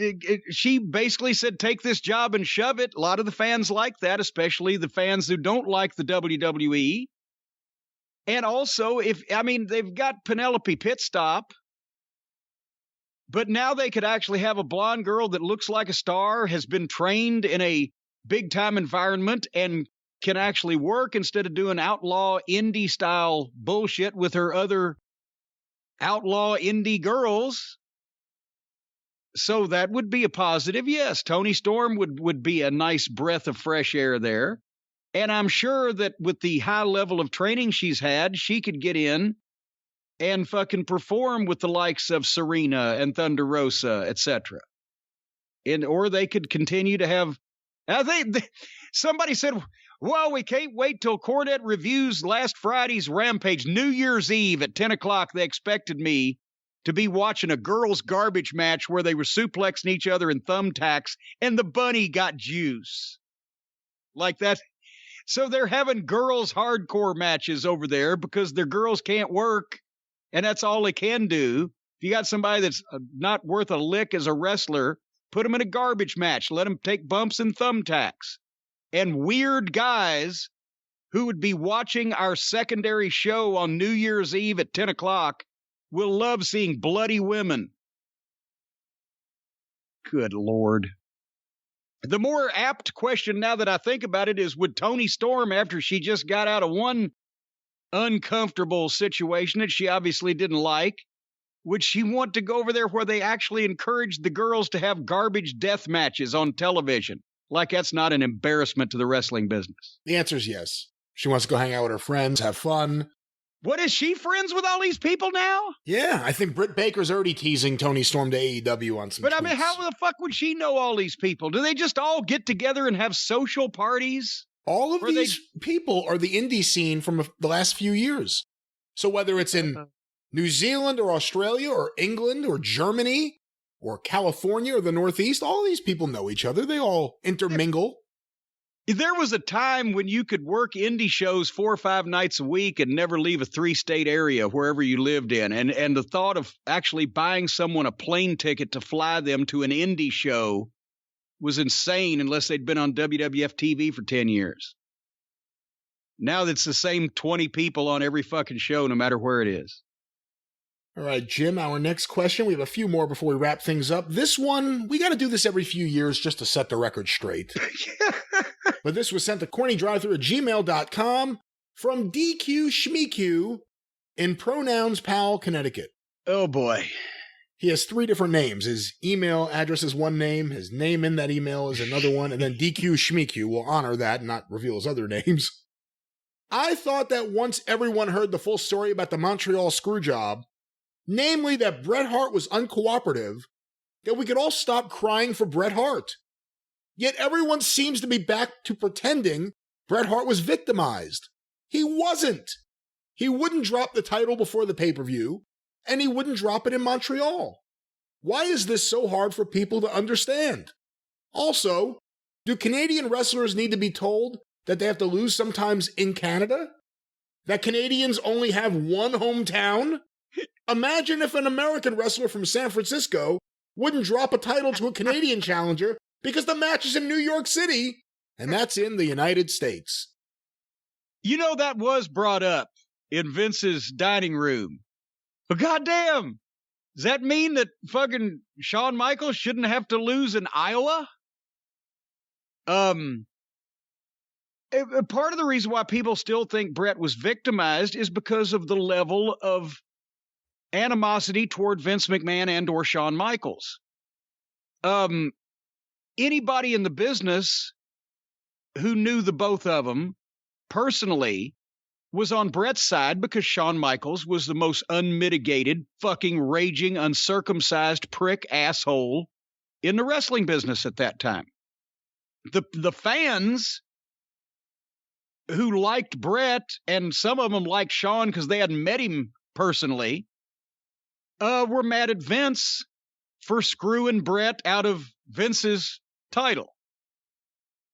So that's why Bret has still, and again, and I've said my standpoint was I wanted and hoped for to see Bret in a legitimate locker room fight with Shawn Michaels just beat the shit out of him and knock his eyes fucking straight. Personally, that was but professionally, we had to move on as a company without Bret, and Shawn Michaels was a prick, but he was our prick.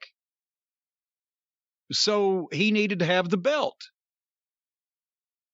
And part of it was, again, as I've said many times, I wasn't used to that level of drama in the wrestling business because I'd never been involved in a situation where Vince put up with as much shit as he did from either one of those guys and catered to them as much as he did with trying to make everything okay. And I longed for the days of Bill Watts, where the difference is Vince just manipulated Bret into the ring and swerved him and double-crossed him out of the belt. Bill Watts would have probably said, if you don't get in there and drop this goddamn belt in this match, I'm going to beat you up right here, right now. And that would have been the end of it. Either one of two things would have happened. He'd have gotten in the ring and dropped the belt, or Bill Watts would have beat the shit out of him right there, right then. But there would have been this goddamn hand-wringing and gnashing of teeth and all the fucking shit we had to go through. So, but that's why the people still sympathize, the fans still sympathize with Bret because they view Vince as the evil Mr. McMahon, and most of the boys were on Bret's side because they knew Shawn Michaels. And you wouldn't, except if you were in Shawn Michaels' little Treehouse Boys Club, you would not, under any circumstances, take Shawn Michaels' side over Bret Hart. So that's where that comes from. Plus, Bret Hart had in his contract reasonable creative control. And also, and we scoffed because, he just got put in the Canadian Sports Hall of Fame. So a lot of us scoffed at the time of how seriously Bret took Canada. But as we've seen, Canada, he was a big draw there, and they still take him seriously. So he protected his image. So with hindsight, maybe we were lucky to have a guy that was that over. But we just weren't lucky to have a fucking owner that made a deal with him to stay and then reneged on the fucking deal, and we had to go through all that shit. And then by the next year, could have paid him anyway if he'd wanted to. All right, Jim, our next question sent to CornyDriveThru at gmail.com from John Sean Williams, the pride of Buffalo, Texas. Do you believe that Terry Gordy would have made a good NWA champion in his prime? He certainly had the skills, and Robert Hayes and Garvin would have been a pre-Horseman clique. Thank you for your thoughts. Well, Roberts, Hayes, and Garvin would have been together because if Roberts was around, Garvin would have been involved because there wouldn't have been a need. Boy, Terry Gordy was one of the most awesome in-ring workers, and Terry was, before his incident on the plane, was an incredible promo that sounded like nobody else because he sounded exactly like him, Terry Gordy, big old Bam Bam. He could work with anybody, have any kind of match, was probably the most giving of the Freebirds because he was the most impressive and the one with the least amount to prove. I don't know that he would have made a good NWA champion because in one era, the champion should go in and the challenger should look better in every way. That's the old, the Dory Funk Jr., the Pat O'Connor, even the Thez at some points, the Jack Briscoe kind of champion, where the challenger usually was the one with the color and the personality and the gimmick. And even if they couldn't work up to the standard of the champion was good enough where he could make them look better. That was the champion's job at that point. Gordy would not have been good at that because he was such a personality. He couldn't be a low-key guy. He couldn't be a cool, calm champion. He had to be Terry fucking Gordy. So in later years, when it became more like the Flair model, where he'd go in and he had the color and the charisma, but you still wanted to see him get his ass kicked, Terry could get all kinds of heat as a heel, but I just wonder if, you know what I'm saying? I don't see Terry as the guy to come in and let the other guy shine just as much. I mean, not to say that he wouldn't, just that Terry Gordy was a wild motherfucker in his prime, athletic prime, before the knee injuries, especially before the OD on the plane. He got a lot of attention just by doing his shit. I think he needed to be in the position where all the oomph was on him. What do you think? Watts made Gordy the Universal Champion in 86. So you had Flair as the NWA champion, and, Dusty for a short time in 86, but Flair, you had Hogan in the WWF, and Terry Gordy in the UWF, which was, as different as Hogan and Flair were, Gordy was really different from both of them. Yeah. And I love Terry Gordy, and I'm a big fan of his. And in 86, despite having awful knees, go look how much tape he has on his knees, he was tremendous in Japan and in America, especially in the UWF. Him and Dr. Death Steve Williams, probably the first great Steve Williams matches in the United States on TV were him and Terry Gordy. And you mentioned with Gordy's knees also, he had 2 torn ACLs that he did not have fixed, and for a long time, he didn't even wear braces at 280 pounds. He dropped about 20 or 30 pounds. That's when he lost a little weight, when he tore the ACLs. He just taped them for a while. Then he started wearing a brace later, but he never had them fixed and could still work like that. But you know what? To me, as much as I like him, and he's one of my favorites from that era, I kind of don't see him as a world champion. I almost think that was kind of a mistake for the UWF when you're trying to go national and do these things. It was a risk, it was a gamble, but I don't know if I would have done that. What do you think? Well, that's the thing, Duggan. Duggan was always the babyface 1B. And that's who, by the way, I believe Gordy beat Duggan in the finals in Houston in the tournament. I think he did. And see, that's the thing, is that the champion in Mid-South was Magnum TA, or it was a more traditional kind of babyface, if it was a babyface at all. And Duggan was babyface 1B until he was really the last name left when they were trying to expand, and he was over so strong they ended up putting him really in the title picture. He had the kick-ass babyface spot. He was an equal draw on the card, but you didn't put the belt on him. That was reserved for the more traditional kind of champion. I think Gordy's same thing. He could be just as much at the box office, and he can have just as good matches. But if he was a babyface, you wanted him in the kick-ass babyface mode. And if he was a heel, you wanted him to be the antagonist to your hero rather than the guy himself. Again, they had Ted DiBiase there, too, who was a fresh babyface again in 86 after being a heel for a few years. So there's another option. But again, he's the technician. That guy is more of a champion. But Terry Gordy, a guy like that, or Duggan, would win the street fight if he didn't win the wrestling match. And here was the other problem with the UWF in 86. Terry Gordy, Universal Champion, All Japan commitments. Ted DiBiase, top babyface, All Japan commitments. Hacksaw Duggan, New Japan commitments. Steve Williams. I mean, there's so many top guys that you would lose and have to do something for a little period of time, but because that's the problem. Watts wanted the kick-ass guys, the tough guys, but so did Japan. And because Watts was the third horse, he couldn't pay. None of the Crockett guys went to Japan because they didn't have to. We'd have taken a cut and pay to get started over there. But in Louisiana, the top Japanese guys, or top guys in Japan, were making more money over there than they'd make working for Watts. Let me ask you one more thing about this before we wrap up this question.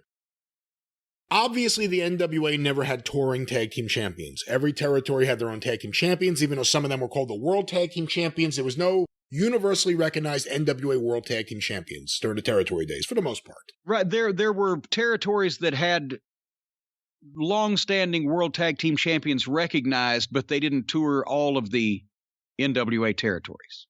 If the NWA did have touring tag team champions, would the Freebirds have worked, or would they have not worked as touring tag team champions? Again, I mean, you can, with talent and the right promotion, you can make anything work, but again, to be a touring champion, you're coming in and out. I mean, it's like Flair. You're going in, you're leaving. Yeah. You would have had recognition off their run off Atlanta TV, TBS. People knew the Freebirds' name. And they would, if they were positioned as heels, then that would work also because the local babyface team could be the challengers. You know, then, I mean, obviously the problem that comes up was, especially in their heyday, you would have a problem with getting all three of the Freebirds to towns not in their own territory. And would they have the personal discipline, let's say? But that could have worked. A team, the Midnight Express, could have worked. Once that we were on TBS and started getting in the magazines, where people had an idea of who we were, and the fact that either set of the Midnight could have worked with anybody in any territory, no matter who the local team was. It would have been harder, as it was with the heavyweight champion, to have a stone cold, not Steve Austin, but just an absolute babyface team as the traveling champions, like it was when you had an absolute babyface champion.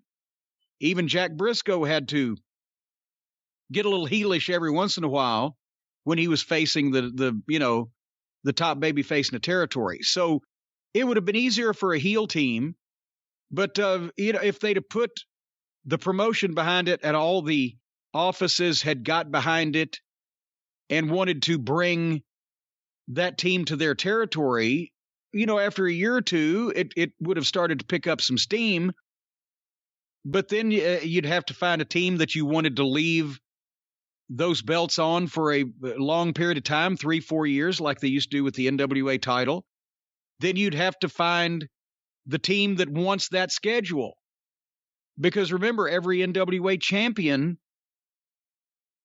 wanted the other than job. Flair. I already Flair. know where you're going. Other than Flair. Yeah.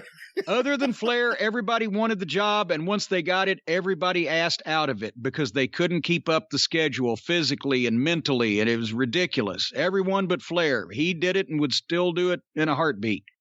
So now you're going to have to find 2 guys or maybe 3 guys with a 3-man team like the Freebirds, or 2 guys and a manager that want that schedule. And then, obviously, they're not going to, if you've got the best tag team in the NWA would have been working for either Crockett Promotions in the Carolinas or potentially in Atlanta or Florida, you would have had to give them the same deal the NWA champion had, which was a cut of the gate to entice them to do that. Because if you're working every night in the Carolinas, you don't want to give that up to work 3 nights in the Carolinas and then go to Kansas City for 2 days, where you're not going to make nearly as much money as you would doing whatever they were doing in the Carolinas, and then go to some other territory.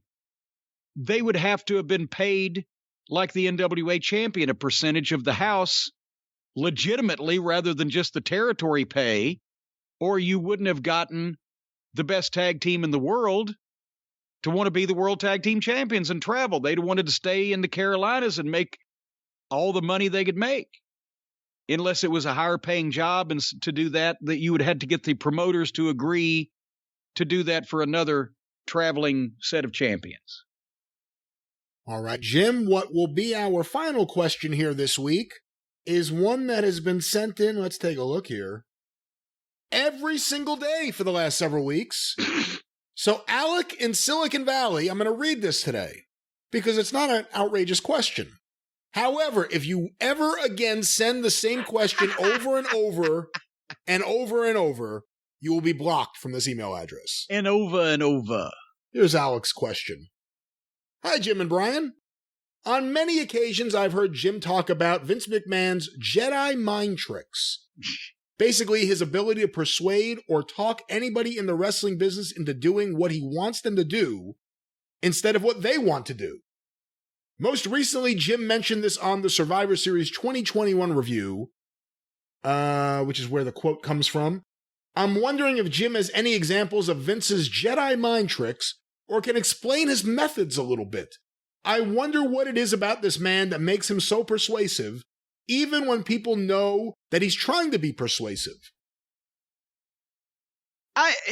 If I could explain it, then it wouldn't be a Jedi mind trick, would it? Everybody could do it. He doesn't get upset. He's not mad or yelling. He comes at it like he's talking to you. He wants you to explain yourself to him. Why do you want to do this? And how is it going to be beneficial for you? And how is it going to work? Tell me all about it. And then once that you have, he can proceed to, without you even really knowing that he's doing it, pick apart everything that you've just said and somehow bring you to the realization that, in fact, if you do the opposite, you will get everything that you wanted, rather than if you do what you wanted to do to get everything. And somehow it'll work in reverse. And sometimes, by the time he's finished, it's almost like you changed your own mind and he didn't have anything to do with it. He's agreeing with you. If I could explain it, then you wouldn't fall for it and everybody could do it. But you can't really. You just have to be in that position. But I've done it, and I've seen numerous other people go into a room with an absolute set opinion on something, and however long later leave that room happy that Vince was able to see things your way to where you're now going to be doing what he wanted you to do. There's 2 stories that jumped out at me when you were talking about this. And I think I may have heard them from something with J.J. Dillon, although I'm not certain. Actually, one of them was from Jimmy Hart, I think. They both concerned Dusty Rhodes. One of them was about one time Dusty walked out of Vince's office, and I guess just it hit him. He's like, he got me again. He got me again. And the other one was, I think I had heard this from JJ. I could be wrong. Dusty was upset about the polka dots. went in there to talk to Vince about it. Before you know it, it became, well, I thought if anybody could do this, it has to be the American dream. You're the only person talented enough to do. Dusty walked out. He was happy with it. I mean, I don't know if that's an example of the Jedi mind trick, but. That is. It's just, you're convinced that something is the case until you talk to him about it. And then suddenly it's like, well, why in the world did I ever think that? Vince is so nice to explain this to me. It's something that he used to, I don't know what he's doing now. He used to be, as we've mentioned, more commanding, more, the presence, more glib, whatever. But the thing you're not thinking about is the fact that I believe Jedis pick up power as they age. I mean, Yoda was hundreds of years old. When you're a young Jedi, when you've just been trained, Luke Skywalker, you've got some abilities, but you're not all the way there. It takes time and experience, and with age, you would think the Jedi mind tricks would work better. You would think, but then again, you would be wrong, because right now he's wearing lipstick and mumbling about an egg. So right. I don't know what to tell you. And pencil. Egg and pencil. Egg and pencil, and blowing eraser shavings at people. All right. Well, with that. That was our last question. That was our last question. The drive-thru is closed.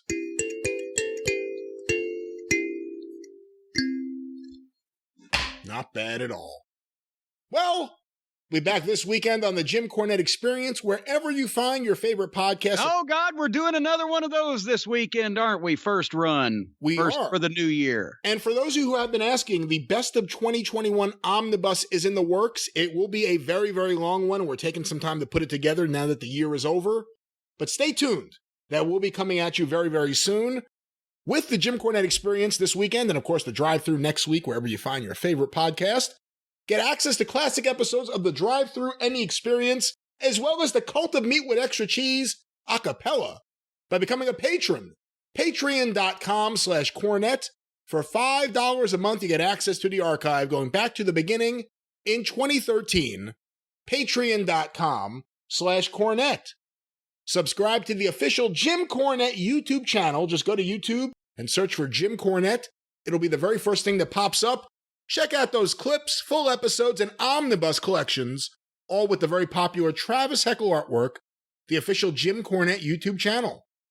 You can follow Jim on Twitter at @TheJimCornette.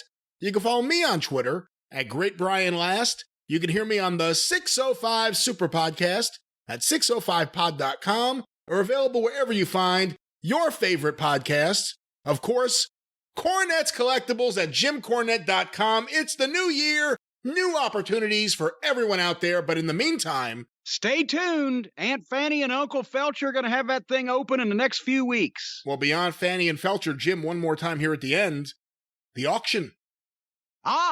And Heritage Auctions, the winter sports card auction, has my prime high-grade set of Wrestling All-Stars trading cards from 1982, including the Hogan and Andre card. If you go to JimCornette.com, over the next couple of days, you will have a link that will take you right to the auction at Heritage, or you can go to heritageha.com and look up the Winter Sports Card Auction.